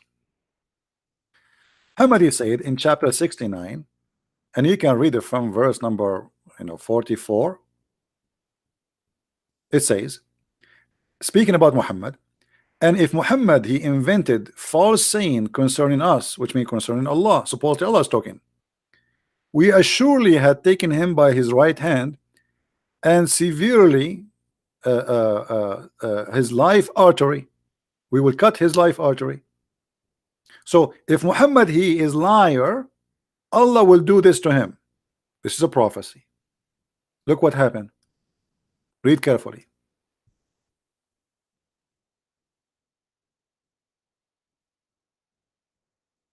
This is exactly how Muhammad died.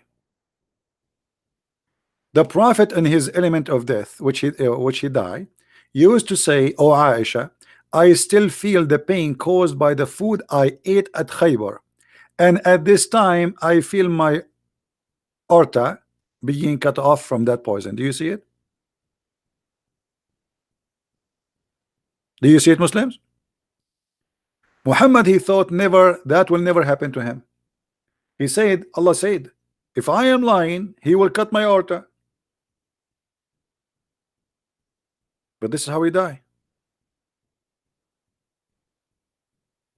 So even Muhammad, when he said, I am not lying, he got himself busted again. And I believe what happened, by the way, that our Lord, not the Lord of Muhammad, he made Muhammad get exposed in by saying that, which means he lead him to such a death, and to say that statement, to admit how he is dying. By admitting how he died,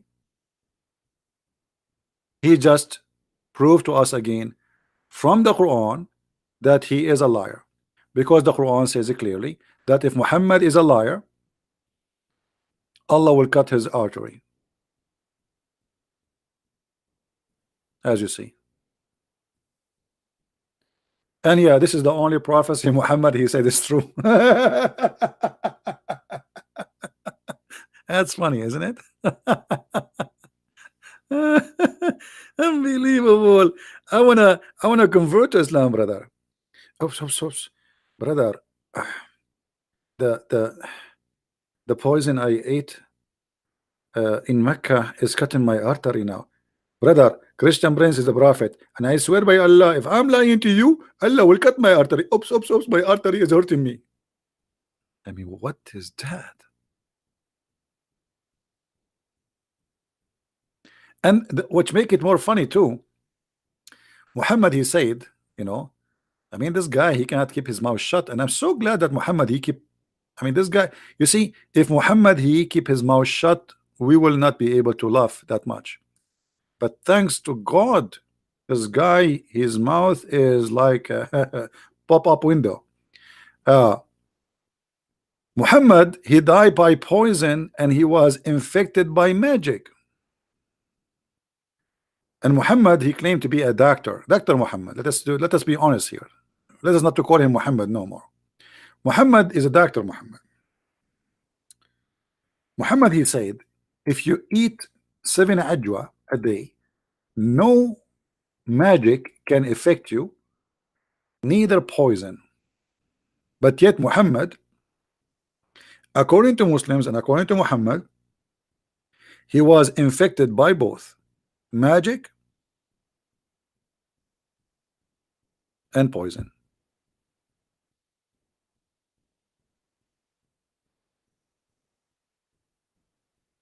Any Abdul?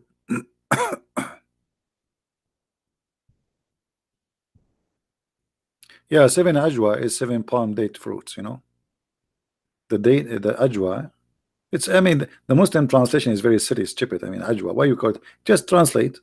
I mean, why you keep the word there?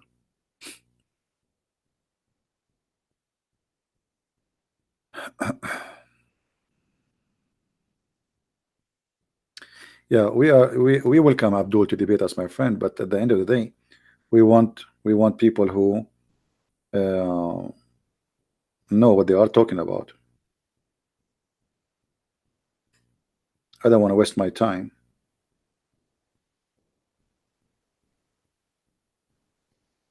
With kids. You see, always for years I open my sky for anyone to call me, correct? And you are my witness. But enough is enough. I mean, we made our point. We want people who claim to be scholars. And I mean, if you notice when you debate a kid, it's harder than debating someone he is educated, like a sheikh, about Islam, because that one will be responsible for what he say. But a kid, he can say whatever he want. I mean, he can lie as much he want, he can play games. I mean, it's a kid. So for me, it's not worth it. I know that many of you want to maybe have fun, you want to laugh, but for me it's not fun really. Yeah, we want to make you laugh at the Sheikh. That is worth it. Do you remember the debate with this guy? What his name? Sheikh Abdul Wadud. This is a Sheikh. Go and watch it and see what happened. You will cry laughing. Why 686 is important to Muslims? They are not important to Muslims. Those are fabrications. Those numbers all is fabrication, my friend. I mean, look at the disaster we have here. But because they are bankrupt, they fabricate things. You know, prediction, the miracle of number 17, there's 19. I mean, all of this is false.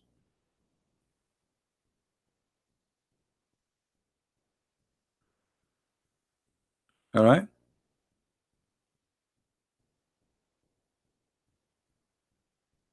I mean, look at the stupidity in front of us, and then they try to find like Shabir Ali. He says, if you look at the number 19, brother, and I got them busted easy. If you have my book, The Deception of Allah and Quran and Science, you will see how I got them busted easy. But my friend, when somebody is bankrupt, you see, for me, I do not need to look for a number to prove to you Jesus, who is Jesus. I do not need that. But when you have a false, stupid prophet like Muhammad, you are desperate. Sometimes they want to find Muhammad in the Bible because they cannot prove him to be a prophet in the Quran. They cannot prove him to be a prophet in the Hadith. We got them busted so easy. So now what we will do? Suddenly they try to find Muhammad in the Bible, but they make fun of our Bible. They say it's corrupt. It says it's false, and suddenly Muhammad is in the Bible. But look at this. Even that, if you are educated, it's easy to get them busted. Why? Look what the Quran says. Many of you heard that they say that the Bible says that Muhammad is the comforter. Is that correct? But if you go read there, you will see that the comforter is a spirit who will be with us forever. Muhammad is a man, is dead. And not only that, the Quran said that if Jesus speak, when Jesus speak, or he did speak about a prophet, he will come after him. His name is Ahmad. So who is Muhammad?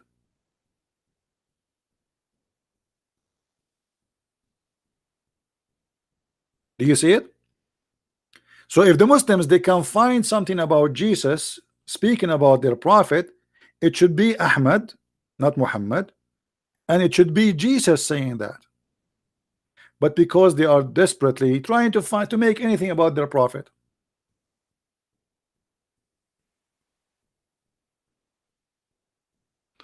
Alex, Amlex Stoop, I don't know why you are writing for me in Arabic, because your Arabic is horrible. Are you using Google? I mean, how I can answer you with this Arabic? Just don't use Google. I don't understand a word of your question. You keep posting in Arabic. I have no idea what you are saying.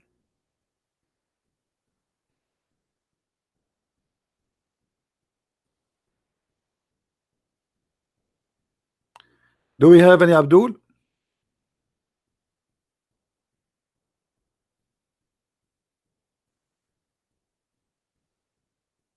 Any Abdul? Muslims claim that the water of Zamzam is a miracle. Well, you can go and search right now in the BBC investigation. They found that the Zamzam water is full of arsenic, which means it's a very poisoning water. Drinking a bottle of Zamzam is like smoking two bucks of cigarettes.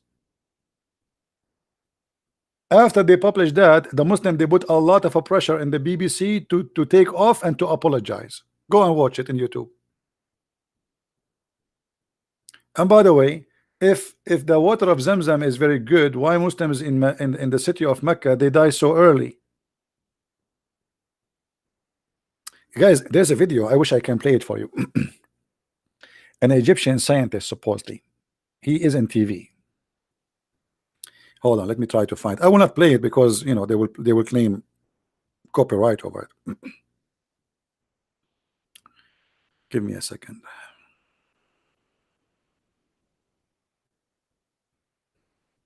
So this Egyptian, he said that the graffiti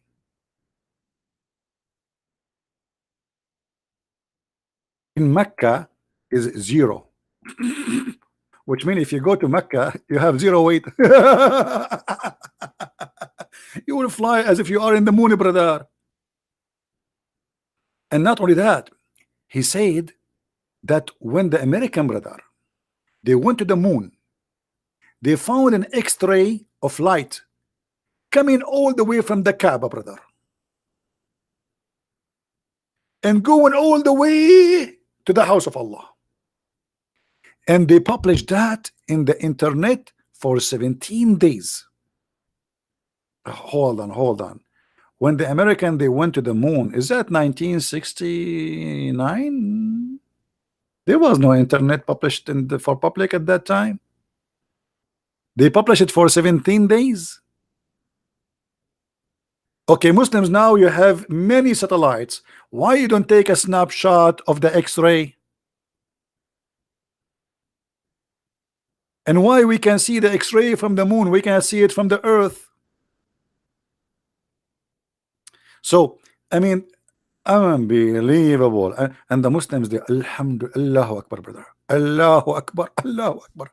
And the American brother, when they saw the X-ray, brother, is taken coming from the house of Allah, they publish it for 17 days in the internet, and then they hide it because they thought that a lot of people will convert to Islam if they see the scientific news.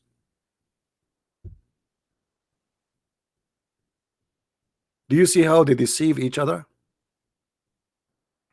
Search for this video and you can watch it and you can laugh. You can make a video about it if you want. I mean, if you are a person who have a channel, you like to make videos, you can make a video about them. Get them. I made a video about them long time ago. Lies after lies. This is how they can keep Islam alive, by fooling the fool.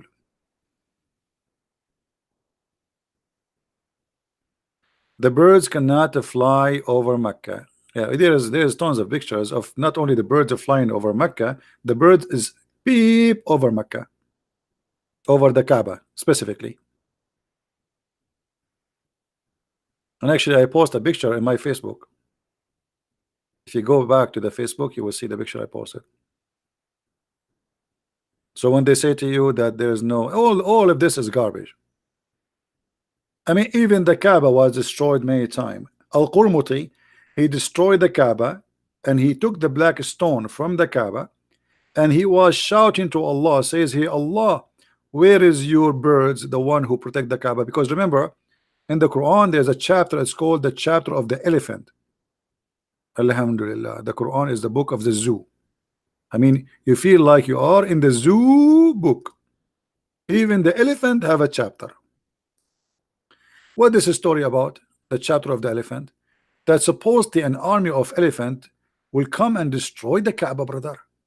But Allah, he sent birds, F-16 birds, and they are carrying rocks made from burned clay, and they throw them at the head of the army and at the elephant, and they mash them like mashed potato.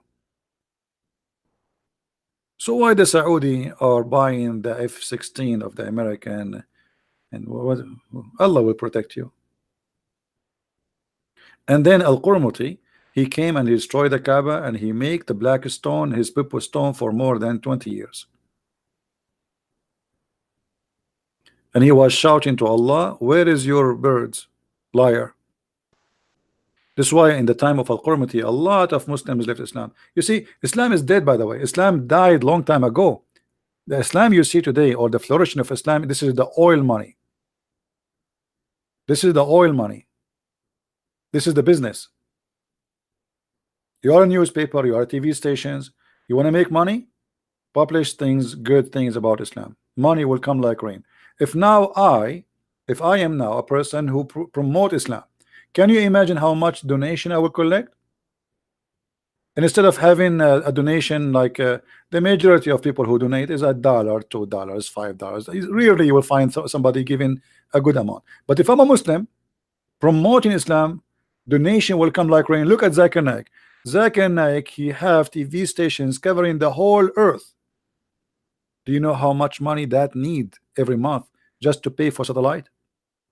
All is from donation. Promote the devil, you will be sponsored immediately.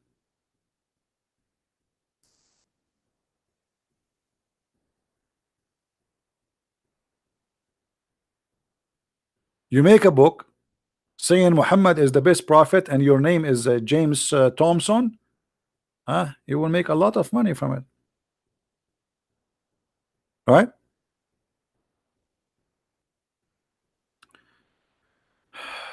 ISIS, they believe if they kill the women they will go to hell. That's not true. Muhammad himself, he killed women.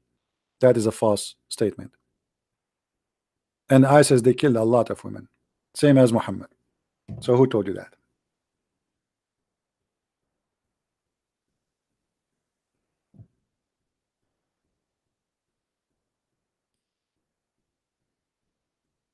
The guy who destroyed the Kaaba, obviously he is not a Muslim no more. He is originally he's a Shia.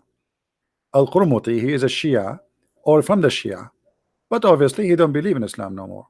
And he was like a communist, like a person who believed that people should own the land and the rights, and nobody should own. There's no kings, there's no princes, there's etc. And you know, Islam is a stupid religion, and he destroyed the Kaaba. And then when the Muslims they wanted to have the black stone back, they have to bribe him. Allah could not get it back. They paid him money to get the black stone back.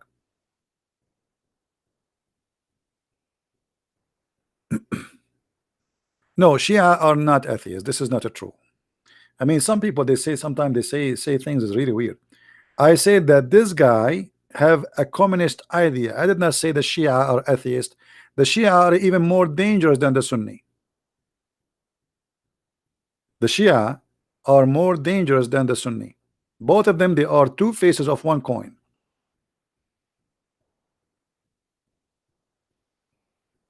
The Shia Iran right now, every morning they say death to America, death to Israel before they take their breakfast.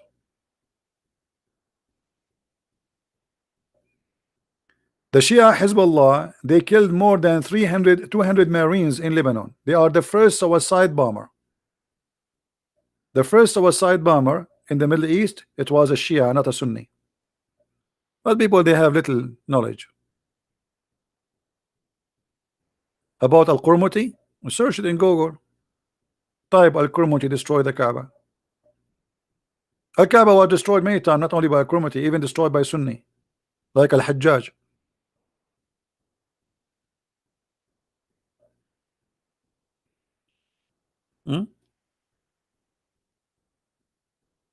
Yeah, the Shia are more dangerous because they play taqiyya more than the Sunni. The Shia in 99 words he say, only one of them is not a lie. Maybe there's a guy, his name Imam Tawhidi. You know Imam Tawhidi? This guy is a train of lies. This guy he don't talk, he lied. You know, because he's a Shia. He tried to present himself that he reject bad things in this is not Islam, brother. This is, you know, but the fact he is evil. Those are more dangerous than the one who say things as it is, because they can fool you. You know what I mean? And this is the point. He became popular, and now people they think, oh, this is the true Islam now. Many of the fool, they've been fooled. This is the whole point.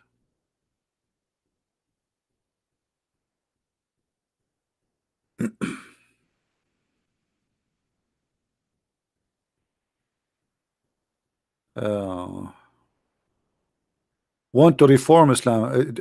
You see, how many of you here you believe you can reform Islam? How many of you believe in such a garbage? You can reform Islam. How you can reform Islam? Are you going to reform the Quran? In order to reform Islam, you have to have a new book. How you can reform Islam? Are we going to reform the Hadith? Are we going to throw this Quran in the garbage and get a new Quran says love the Christians, love the Jews? And this is stupid idea, silly. I mean, you see, if you are a donkey, I cannot make you a horse. Sorry. In China, they say he left as a donkey, he never came back as a horse.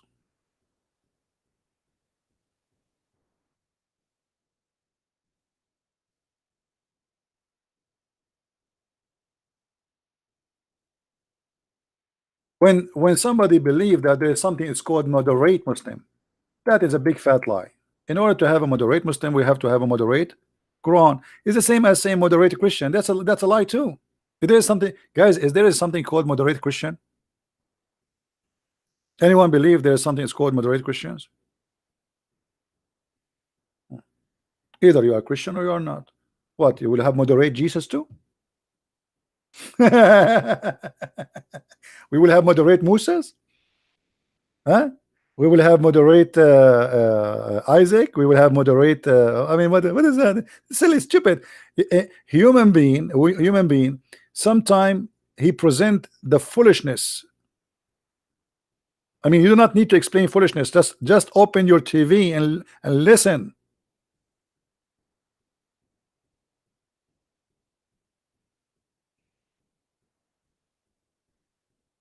George Bush created moderate and radical.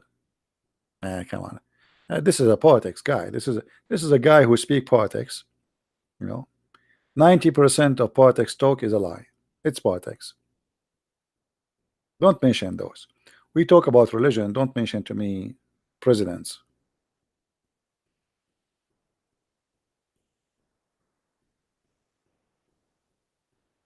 Uh,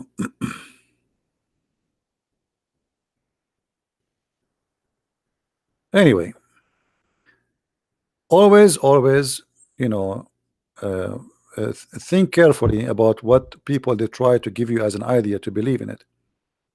When somebody give you an idea, I mean, use your brain. Don't be a fool. Just accept what people say to you blindly.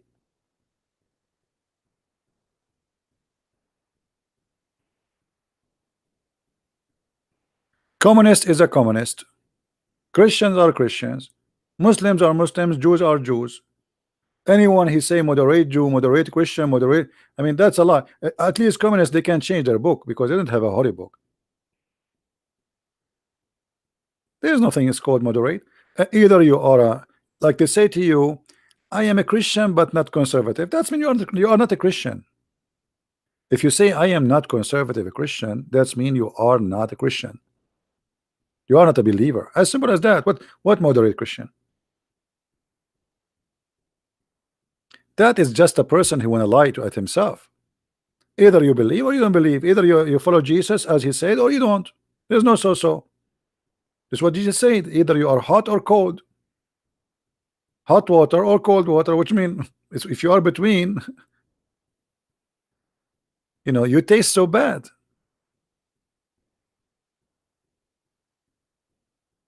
Don't talk politics. Stay in Islam. Islam is politics, by the way. All of Islam is politics.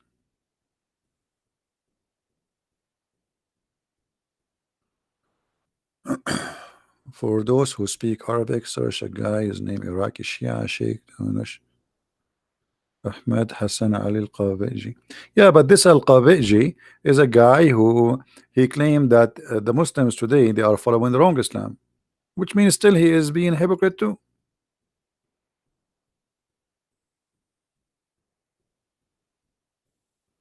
I mean, this guy is playing games. Why you don't say Islam is wrong and that's it? I saw one of his video.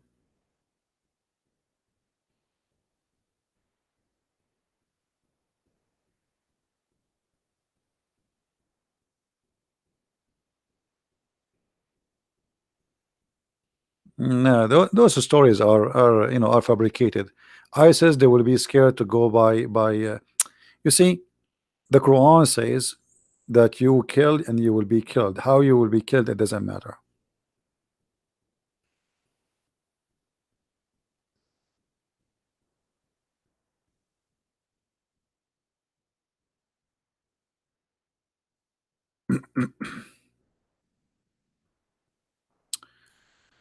Uh,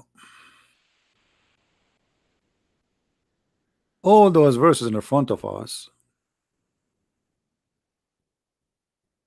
is speaking about killing.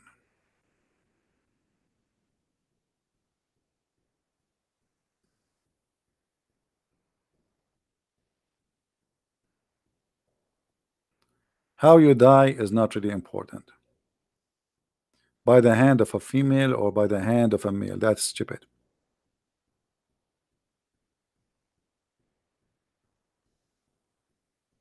And now you watch a TV and you believe what they say to you in TV.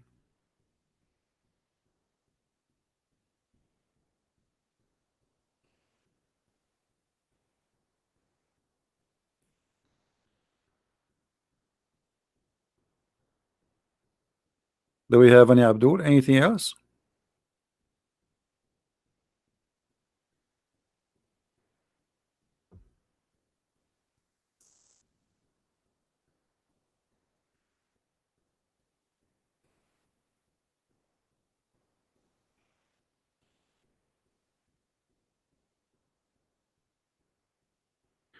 Do you have a hadith about Allah is not a spirit? No, it's not about hadith. Actually, for me, I can prove that Allah has a spirit. But Islamic religion believe that he has no spirit. So we have to go by what, when you debate somebody about his belief, you debate him about his belief, not about what you think. Right?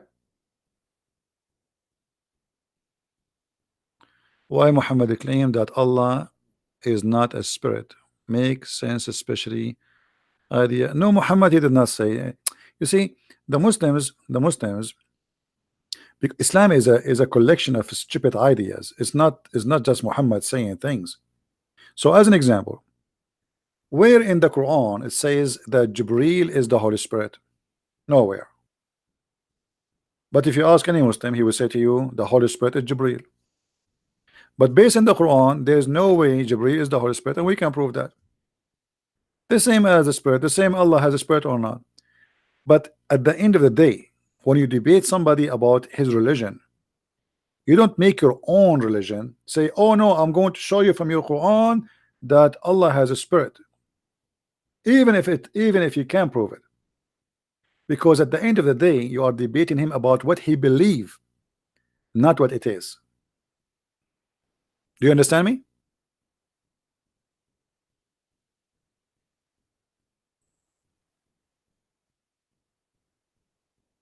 Like, I don't waste my time speaking if Muhammad is exist or not, because a Muslim, he believe he's exist. So why I want to debate about it? I mean, that's useless. That's it. Debate him about what he believe. Destroy it.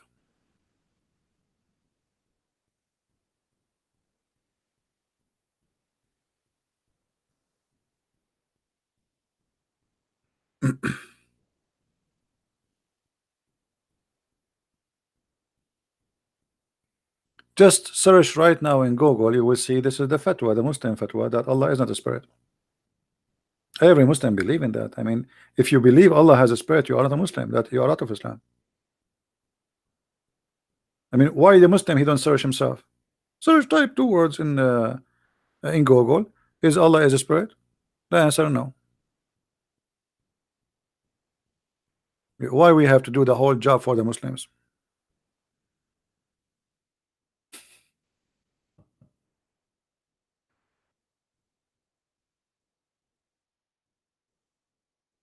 But I'm sure many of you witness me debating Muslims, and we ask them this question: is Allah a spirit? They say yes in the beginning. After we spank them here and there, they go and they come back and they say, sorry, I was mistaken. Allah isn't a spirit. This is an Islamic official website from Saudi Arabia by Sheikh Salih Al-Munjid. Islam question and answer. Sheikh Salih Al-Munjid, very well known Sunni cleric. He is debating with the Christians, and he is asking, does God has a spirit, which means Allah? The answer no. As simple as that. The spirit or a soul is not one of the attributes of Allah. Do you see it?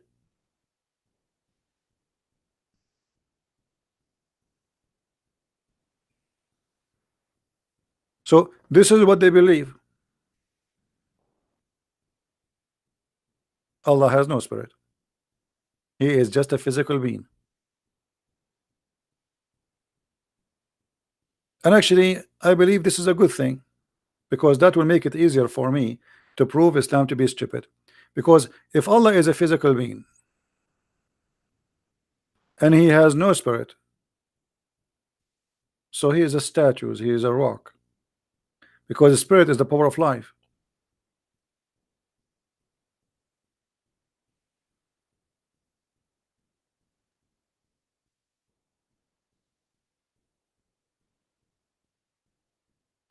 Elena asking, is there's hadith about well, there's many hadith about those, about Muhammad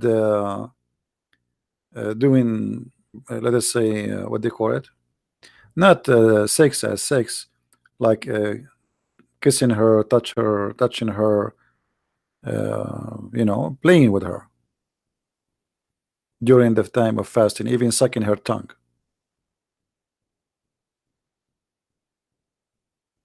Yeah. Anyway, my advice to you, when you debate with Muslims, don't debate them about something they don't believe in, and don't debate them about what you believe. See, the problem of Christians, when we debate someone is a Muslim, right away we start saying things to them which does not make sense to them. I will give you an example. A Christian preacher, right away he see a Muslim, he says to you, convert to Jesus so you can be saved by the blood of Jesus. Like, this guy, he do not know what are you talking about. What the blood of Jesus? That's it. You hit him right away with the blood of Jesus, and then you say we are forgiven by the blood of Jesus. Now he would think that we Christians, because Jesus he died, we are just so forgiven. That's not true. Jesus said clearly that not everyone says to me, Lord, Lord, God, God, Jehovah, Jehovah will go to heaven, but the one who do his will. So it's not just being a Christian and believing in him, and because he crucified we go to heaven. We are, you know, this is not true. So some Christians, they made Muslims run away from Christianity, because Muslims, they've been told lies about us already. The Muslim, they teach their followers that Christian believe that their sin is gone because Jesus died for them. That's not true. That's absolutely false.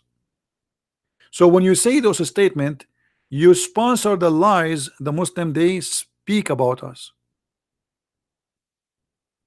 We don't have automatic forgiveness in Christianity, and we don't have a license for sin. What some Christians, they, when they speak about Christianity, they make it look like we Christians, we have a license to sin. Here we go, Jesus died on the cross, that's it, we are saved. So now I can go and work as a pimp, and you can go and work as a whore, and you can go and you can work as a drug dealer. That's it, Jesus died on the cross. That's a lie. We don't believe in that.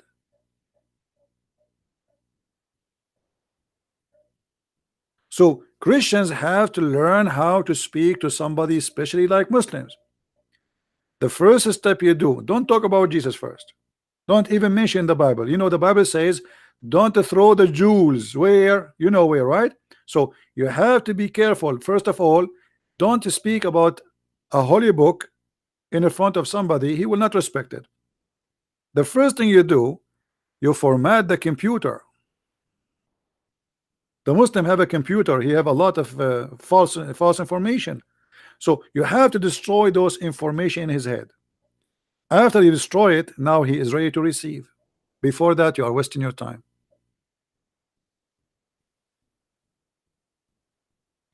This is why when I debate a Muslim, and you saw many Muslims leaving Islam live on air, and actually, by the way, I still get a lot of messages in Skype of Muslims leaving Islam. But I don't talk about Jesus right away to them. First, I made them agree. I discuss with them. I explain to them. I prove to them that Muhammad is a false prophet. After that, everything is possible. Before that, it's a waste of time. After that, you bring Jesus to them. Why Muslims believe in 72 versions when it make no sense? Because those versions are a spirit or really physical women. No, they are women. They are women. They are women, and they have a vagina. Even the Quran says that. All right. If you have my book Sex and Allah, the whole book is about sex and Allah. So those are not spirits, and this is additional problem. Western or non-Western, who they are Christian or not Christians, When they speak to Muslims, they think Muslims are, as an example, when the Muslim they say genie, Christian person he says, oh, this is demon. No, the Muslim don't believe in demon. They don't. When a Muslim he say adultery, adultery in Islam is not the adultery in Christianity. In Islam you can do adultery, but you have to do it in a legal way. Even the Quran says you can do prostitution. Force not your slave girls to do prostitution unless, you know, I mean, if they wish chastity, which mean ask them, do you like to be prostitute? And even if force them, there's no punishment, there's no penalty. As long they are slaves, you can force them to do prostitution. If you force them, Allah don't like that. He prefer if you ask them, do you like it? But even if you force them, there's no penalty, there's no sin. And slaves always in Islam they use for sex.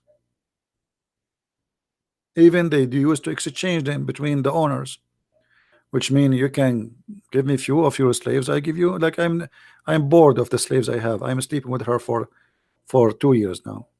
I can't afford to buy a brand new one. So I go to you, give me your slave, I will give you my slave. Exchange of goods. So always the Christians they assume that when a Muslim he says something, he is talking about the same thing in Christianity. God in Islam is not the same as the God of Christianity. Our God is a spirit, their God is not. God in Islam have description, nature, existence is totally different from the God of Christianity. But because a human being is always naive, you know, like, okay, a Hindu he say the word God, that means he's talking about God, but maybe his God is not what you think.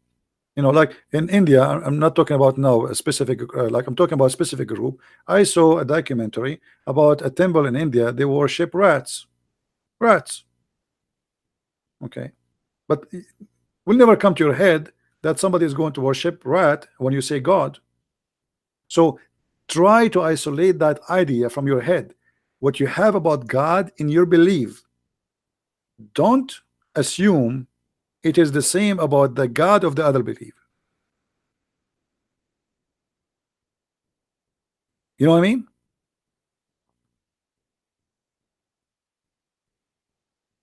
They say genie, we say demon. But demon are not genie. Christians they go to their churches and then they will find right away a priest is deceiving them by saying that Arab are from Ishmael. How you come to that? Copy paste. I never saw a church don't say that. All the churches they say Arab are from Ishmael. Did you ever ask the priest where you get from? Anyone ask the priest when he says to you the Arab are from Ishmael, where do you get this from? Nobody asked. Copy paste like the Muslims. One day somehow somebody said that the Arab are from Ishmael, and everybody is Arab from Ishmael. Arab are not even ethnic. Arab are not ethnic. The word Arab mean is an Aramaic word which mean people who live in the desert. As simple as that. It is not an ethnic.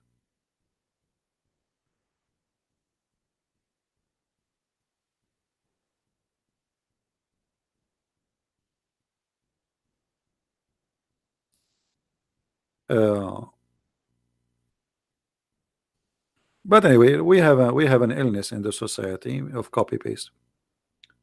Yeah, Osama Dagdog translation. I did not read all of it, but I believe is good.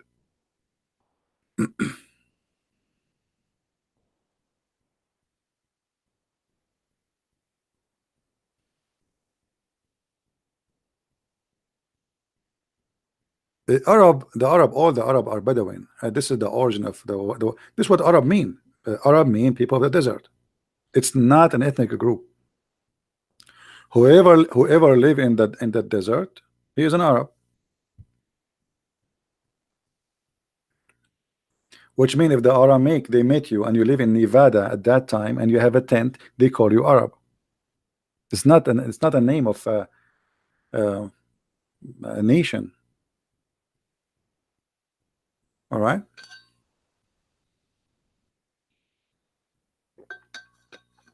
Even Arabic is not exist as a language we have it today. This is after a lot of changes.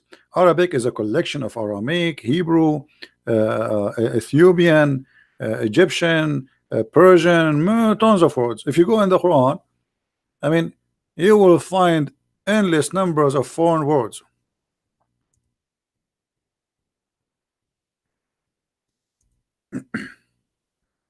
But if you do not know, you do not know.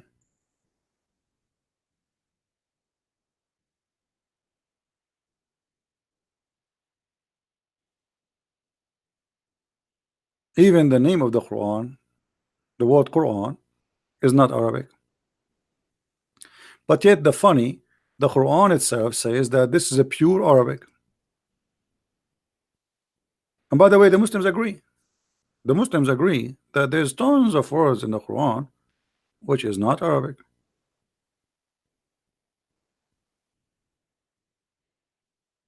And they explain that, okay, well, there's many words in the Quran are not Arabic, but the reason, but that will not make the Quran not Arabic still, because still the majority of the word are Arabic. But the fact Arabic language does not exist. Everything you see in front of you, maybe 80 to 90% is Aramaic, coming from the Aramaic.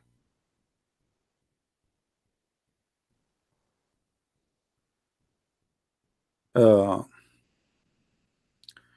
the Muslim as an example.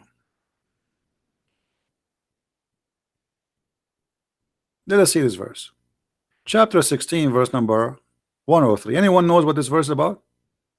Why Muhammad is making this verse? Muhammad was accused that he sat with two guys who they are slaves, captured from north of Iraq. North of Iraq. Some stories they say that those are Christians from Syria, regardless who they are. They accuse him that Muhammad is learning from them and copying what they say, and he said the Quran, which means the Quran is made by those two. So Muhammad, in order to answer them, look what he said. We know certainly, they say, that this is only human instructed him, and if you go to the details you will see the names of those people. And they say, and now Muhammad is refuting them, says, but those two slaves don't speak pure Arabic, while the Quran is a pure Arabic. What a funny answer. You do not need them to speak pure Arabic to make pure Arabic Quran. If you are an Arab, you listen to them, you make the story in Arabic, as simple as that. You know what I mean? Let us say an Indian guy who speak broken Arabic, and he told me a story. Can't I make it in a good Arabic story? You can, because your language is better than mine. Aramaic and Arabic are not sister language. That's a lie. There's nothing is called Arabic language. Actually, I believe strongly that the first Quran never written in Arabic. It was in Aramaic.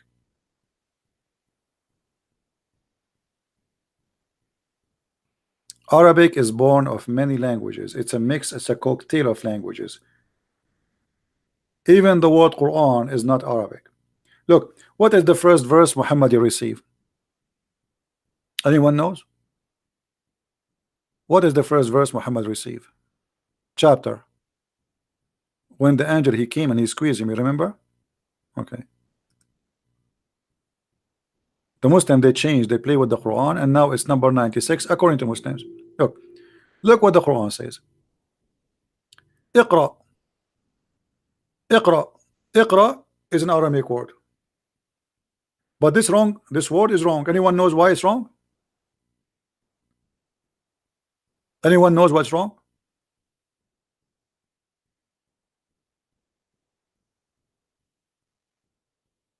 Who knows?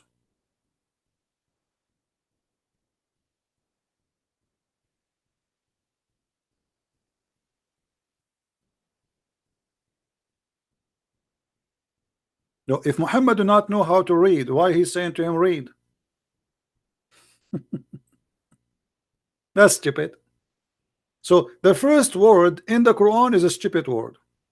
Imagine you are blind and I say to you, look at me. You know what I mean? Imagine you are deaf and I say to you, hear me. No, it does not say recite. However, the word recite, and all of you speak English better than me, recite is repeating something from the memory, so that cannot be recite, because that would be stupid too. For I cannot say to you recite unless I say to you something before it, you remember it. Correct? This is the first word he been given, so what recite?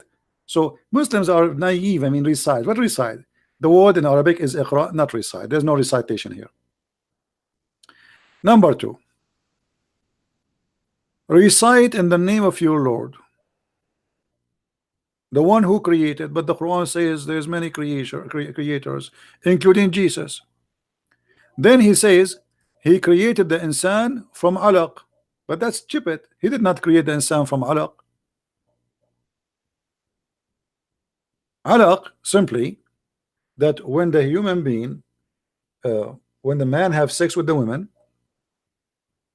if you remember, Muhammad speak about in the chapter of An-Nur that in the first thing you are a water, you are a sperm, and then he will make you a congealed blood. That is alaq. So we are not made from alaq. That's stupid. Alaq is a congealed blood. Change the translation.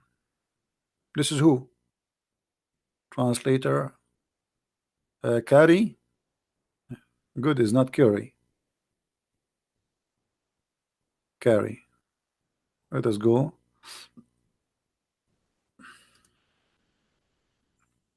Here we go. Do you see it? That's a stupid mistake. He created the man of a blood clot. Do you see it? So every verse in the Quran is a disaster of stupidity.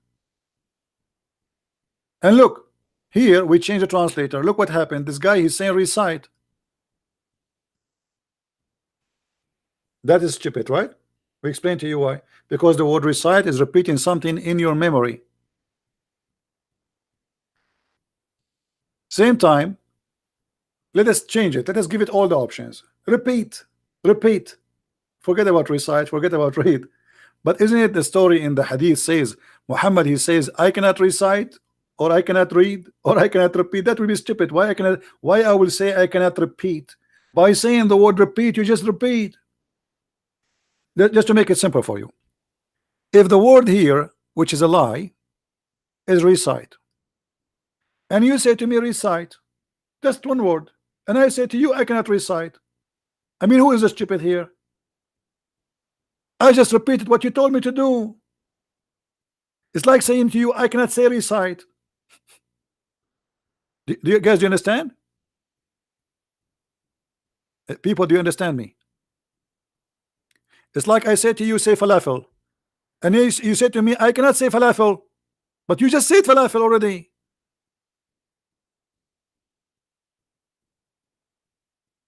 Do you understand?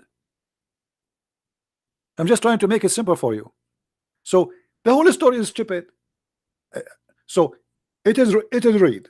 So now Muhammad says I cannot read. Okay, that makes sense. But here that makes sense. Muhammad saying that, but that not make sense. Allah saying that. That mean Allah is stupid, because how Allah he said to Muhammad read? Don't you know that Muhammad do not know how to read? If it is recite,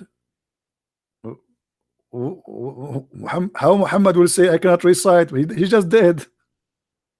If it's repeat, how Muhammad will say I can't repeat when he did? Otherwise we will not know about the verse. So the whole story is stupid. And look, right away, a mistake about science. Allah created the man from a clot, and then says read in the name of your generous Lord, the one who taught by the pen. How you Muslim, you say to us that Muhammad is a literate man, and Allah he never teach anyone except by the pen? Do you see it? Al-Qalam is not an Arabic word.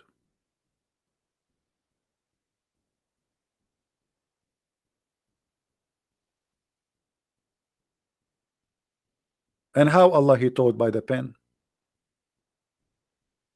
The Muslim, they say to you that the first thing Allah He created, it was the pen. He created the pen and He said to him, write down, and the pen wrote everything. Anyone knows why this story is stupid about Allah having a tablet and He ordered the pen to write everything? What do you think? Why this is stupid?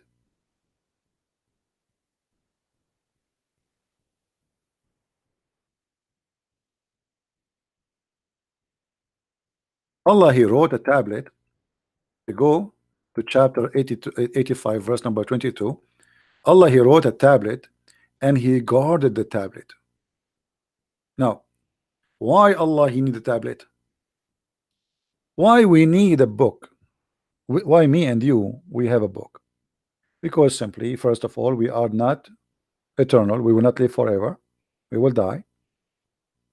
Number two, we don't have absolute memory. We suffer from memory loss. Regardless if you are young or old, doesn't matter. There's no way you can remember anything. I mean, all the time. So we have books for a reason. God have a book for what? Especially this book, nobody can read it.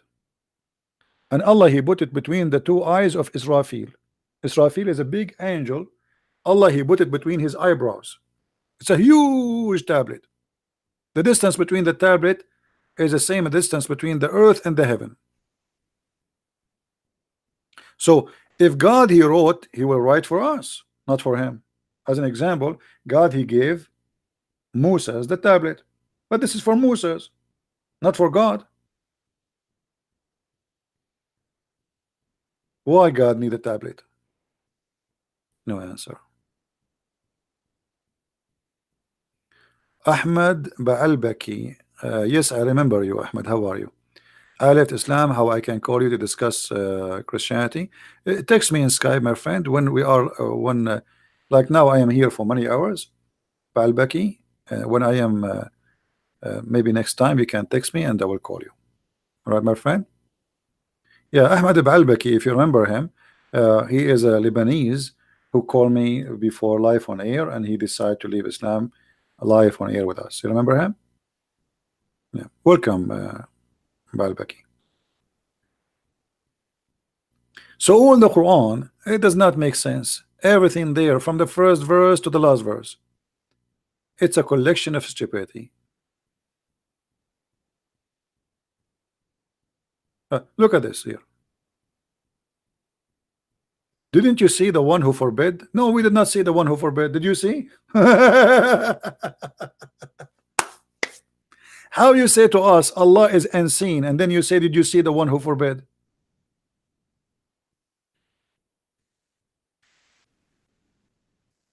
I mean, stupidity is beyond imagination sometimes. And to be honest with you, one of the reasons I don't really associate too much with many people, because when I sit with them, I found myself I belong to different galaxy. I hate stupidity. I cannot take it. Actually, I fear it. Because it's like it's a pain for my brain. It's an insult for my existence. Human being, he being given a gift. It's called a brain, but nobody want to use it. Read, think deeply. Don't be just a person who read like Bismillah. Read and laugh.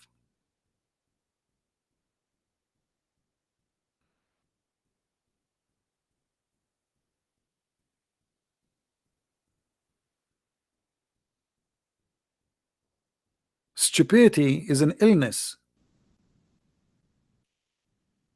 and we can fight this illness if you decide to use your brain. But many of us, we are lazy. We don't want to. We want somebody else to use his brain.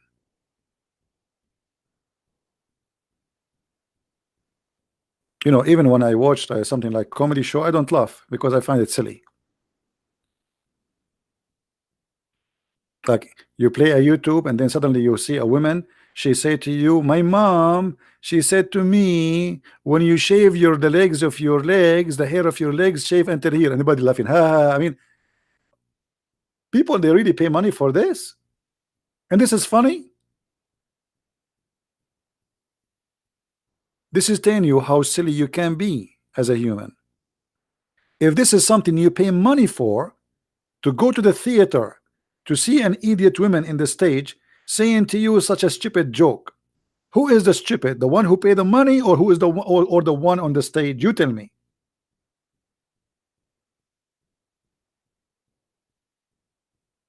Islam is no different. This is why Islam it can find its place between the stupid ones.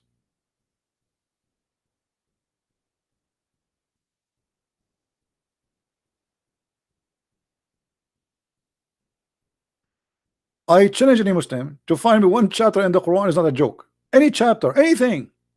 I mean, just name it. Open, like, close the Quran, open the page, tell me this page, and I will show you how stupid it is. This is how sure I am that I can get the Quran busted in every single page in it.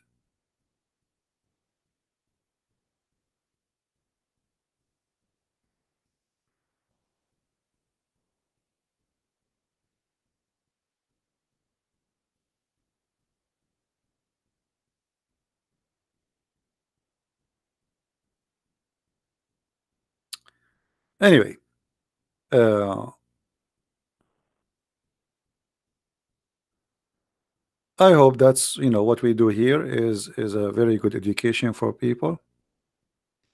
Netanyahu is elected. I think my personally, I don't like Netanyahu because I believe he's a corrupt person. However, better than having somebody from the left in Israel. If the left took over, they will give Jerusalem to the Muslims.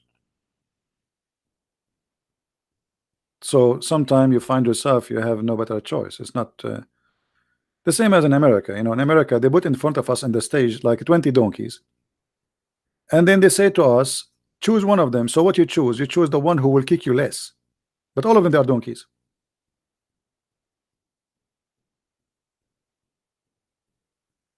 So maybe he is for now the best for Israel, but he is not the best, not for me. The best between those who they are going for election. Israel need a real leader, brave man, a man who can be the new, like let us say a brave like David. Those guys are politicians. Everything is for sale, compromise.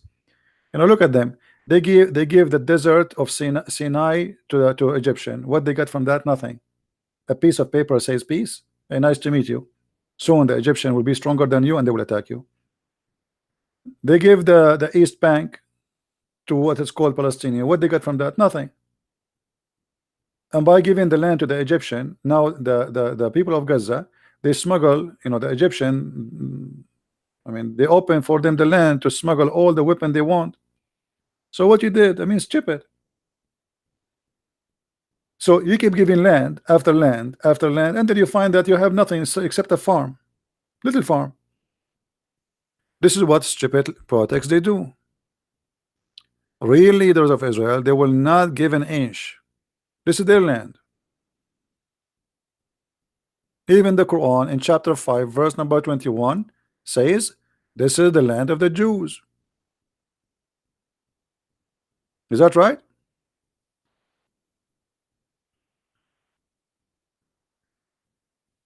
Leaders, my friend, leaders can destroy nations and they can build nations. Look at Russia. When Putin he took over Russia, the Russian people, poor people, they were suffering badly. Russian women, they became sex toys for sale, sadly, just because of having bad leaders before them. Putin came and look at Russia now. The Russian, which is supposedly coming from out of a communist, now they have more billionaires than anyone in the world. Very rich country. Leader can destroy. Look at Trump. Trump, he took the office, the country was going down. Now the economy is going up so fast. What happened? It's the same country, just change the leader. So there's many kingdoms, they've been destroyed because of their stupid kings, and there's many kingdoms they establish because they have a smart one. Sadly, in the West, most of people, they don't go by media, TV. I mean, there's good people there, they can be perfect for you to be a ruler, but they will not be there because they don't have the money. You have to be sponsored by the power of the devil to be there. All right. What about Jesus is the leader of the whole world, my friend? We are talking about the world today. Jesus, he says, I am not from this earth, I am from above. So he is not the king of this earth. The king of this earth is the devil.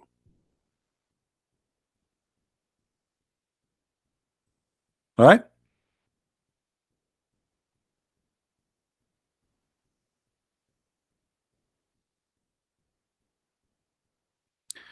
Look, this guy Muslim Papa, he said, look at this, guys. Just to give you an example of the Muslims intelligence.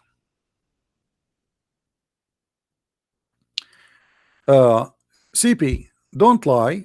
The Holy Land was given to Abraham, and this is descendant Arab, her descendant of Abraham, same as the children of Israel. That's stupid of you, because the Quran never says that the Holy Land was given to Abraham. You must be a fool and eating too much hashish.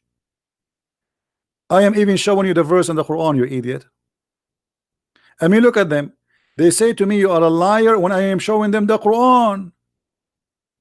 Can you show me the verse in the Quran saying that Allah, he gave the Holy Land to Abraham? Here we go. I'm here for you. I will give you, you know what? I will give you 10,000 years from now. Give me the verse. This is the Quran, chapter 5, verse number 20-21. Allah, he ordered Moses to go and attack the land, and he called it the Holy Land. Are you there, Abdul? Look what will happen now. He will put his nose behind his toes and he will say, I don't hear you, I'm deaf.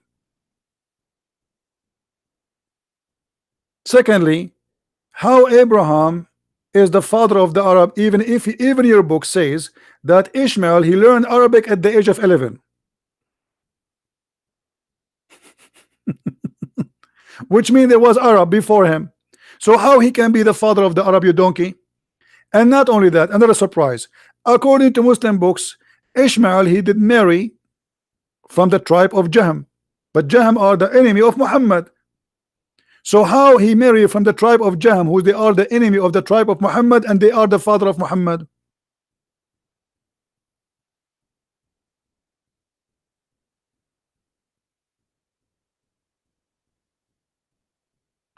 Jesus came from India. Yeah, actually. Jesus came from India. No problem. Any Abdul? Are you there, Muslim rapper, whatever your name? What happened to Abraham's story?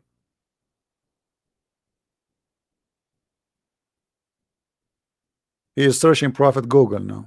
How Google can help him. Same time, Ishmael. Okay, guys, let me show you the stupidity here. I am an Arab.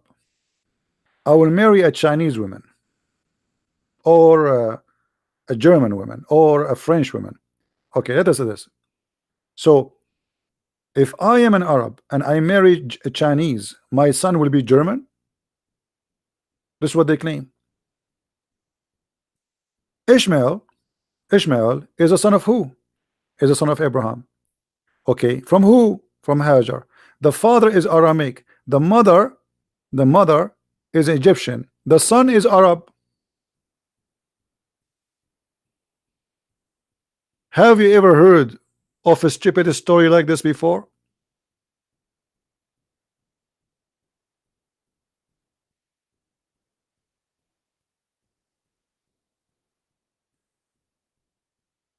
Hmm?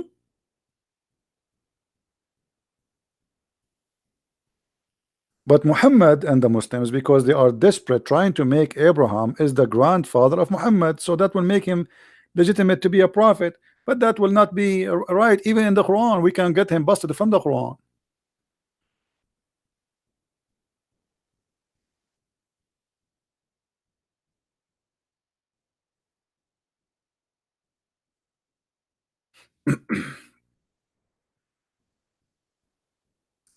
Let us see.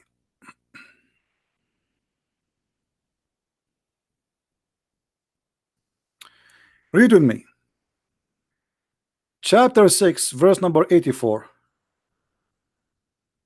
And we gave him Isaac and Jacob. Hey Muhammad, where is Ishmael? Ishmael will appear in different place. So why he did not mention him here? Let me tell you why. We gave him Isaac and Jacob, and each we guided.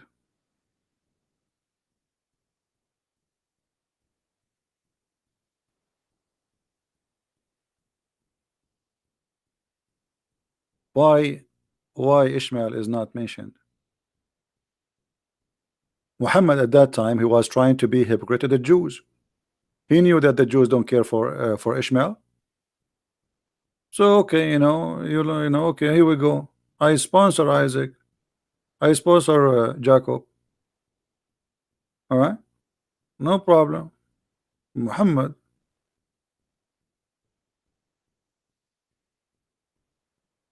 Different verse.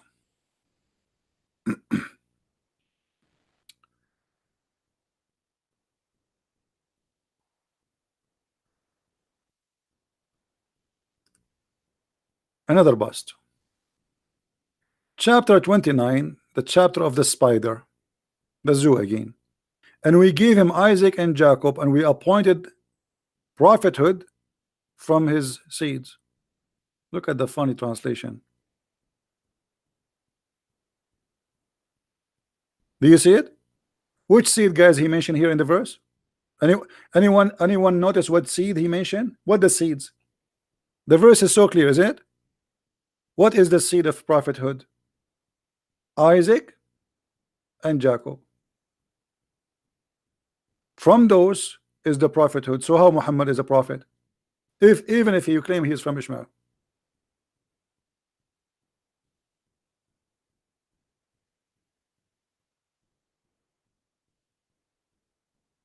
Right?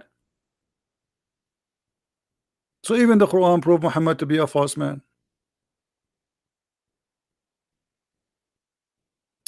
Ahmed, don't think about my accent and where I am from. Think about what we are talking about, my friend.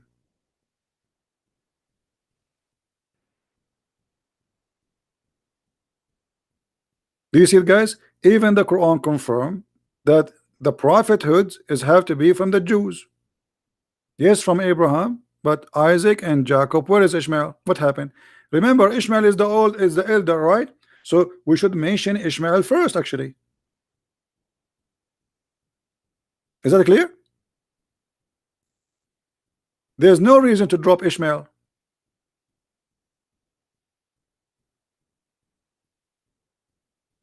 Ishmael should be the first in the names when you mention his kids because he's the older.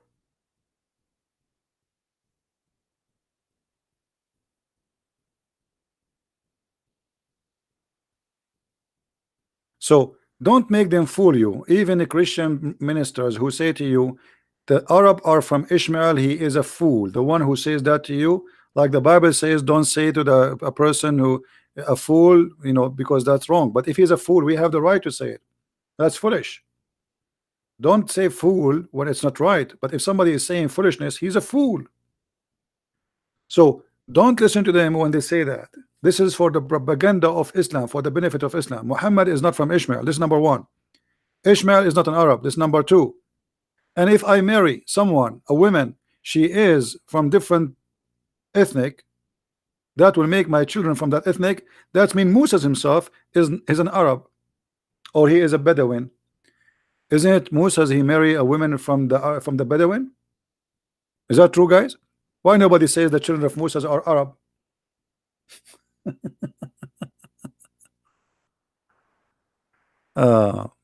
Anyway, but what we can say, Stupidity. Stupidity. Anyway, guys, be nice to our visitors, please. Don't insult them. There's no need to say somebody you are, etc. Be nice. Uh, and you see, we give a freedom to everybody to speak, but there's no need to insult anyone. Attack the idea. The only one you can insult is a Christian Prince. Anyone will insult anyone in the text, even if he's a Muslim. You force me to block you. We are not here like a bunch of kids throwing rocks. We are debating a topic and we are teaching. So either you like it or you go into a different place where you can say the F word and you can say whatever you want. Nobody is holding you here. Is that good? And if you are a Christian, remember to be Christian before everything. We are fighting the devil, yes, but doesn't mean we are going to be the devil himself.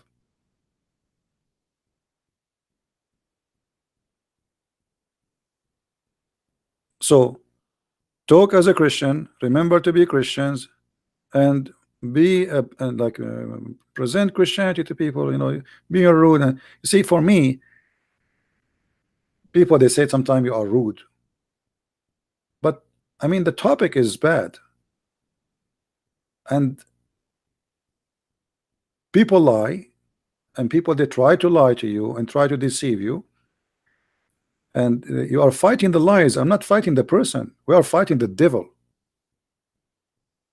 And I cannot be nice with the devil, but I am saying to you, when somebody he come, he is new, he don't know what we are talking about, he is learning, he is rejecting, there is no need to call names.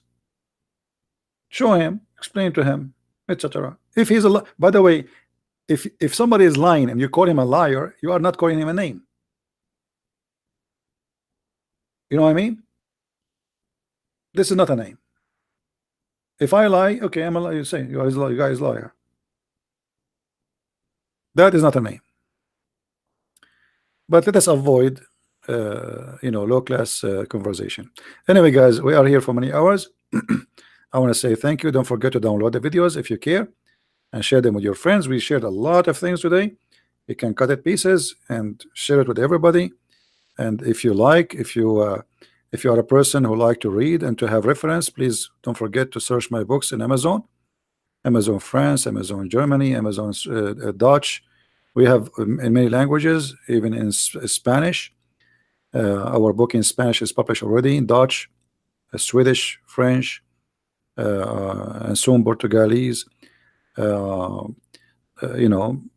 encourage people to read and to earn knowledge. There's one thing, never grow old. That is your knowledge. Your face will grow old, your health will grow old, but there's something you will be happy to grow. That is your wisdom. So always seek knowledge, my friend. Learn, because this is the only thing make us different from animals. Otherwise, we are the same. We eat, we drink, we sleep, and we die. But knowledge is wisdom, and those who have wisdom, they will make right decisions in their life.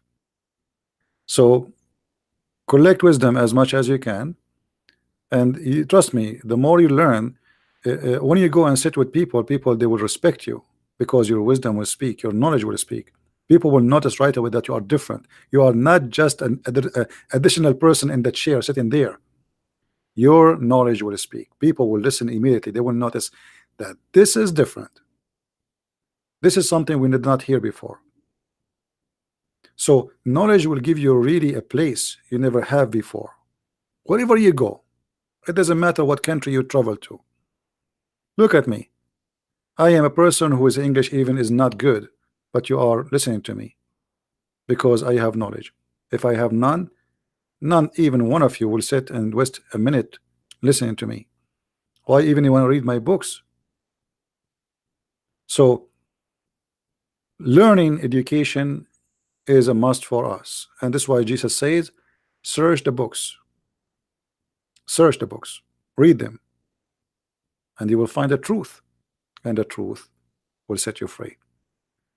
With the wisdom of my Lord, I leave you in peace, and peace will give you if you ask for it. Christ is Lord, Islam is false. And see you soon again. Take care. Bye bye.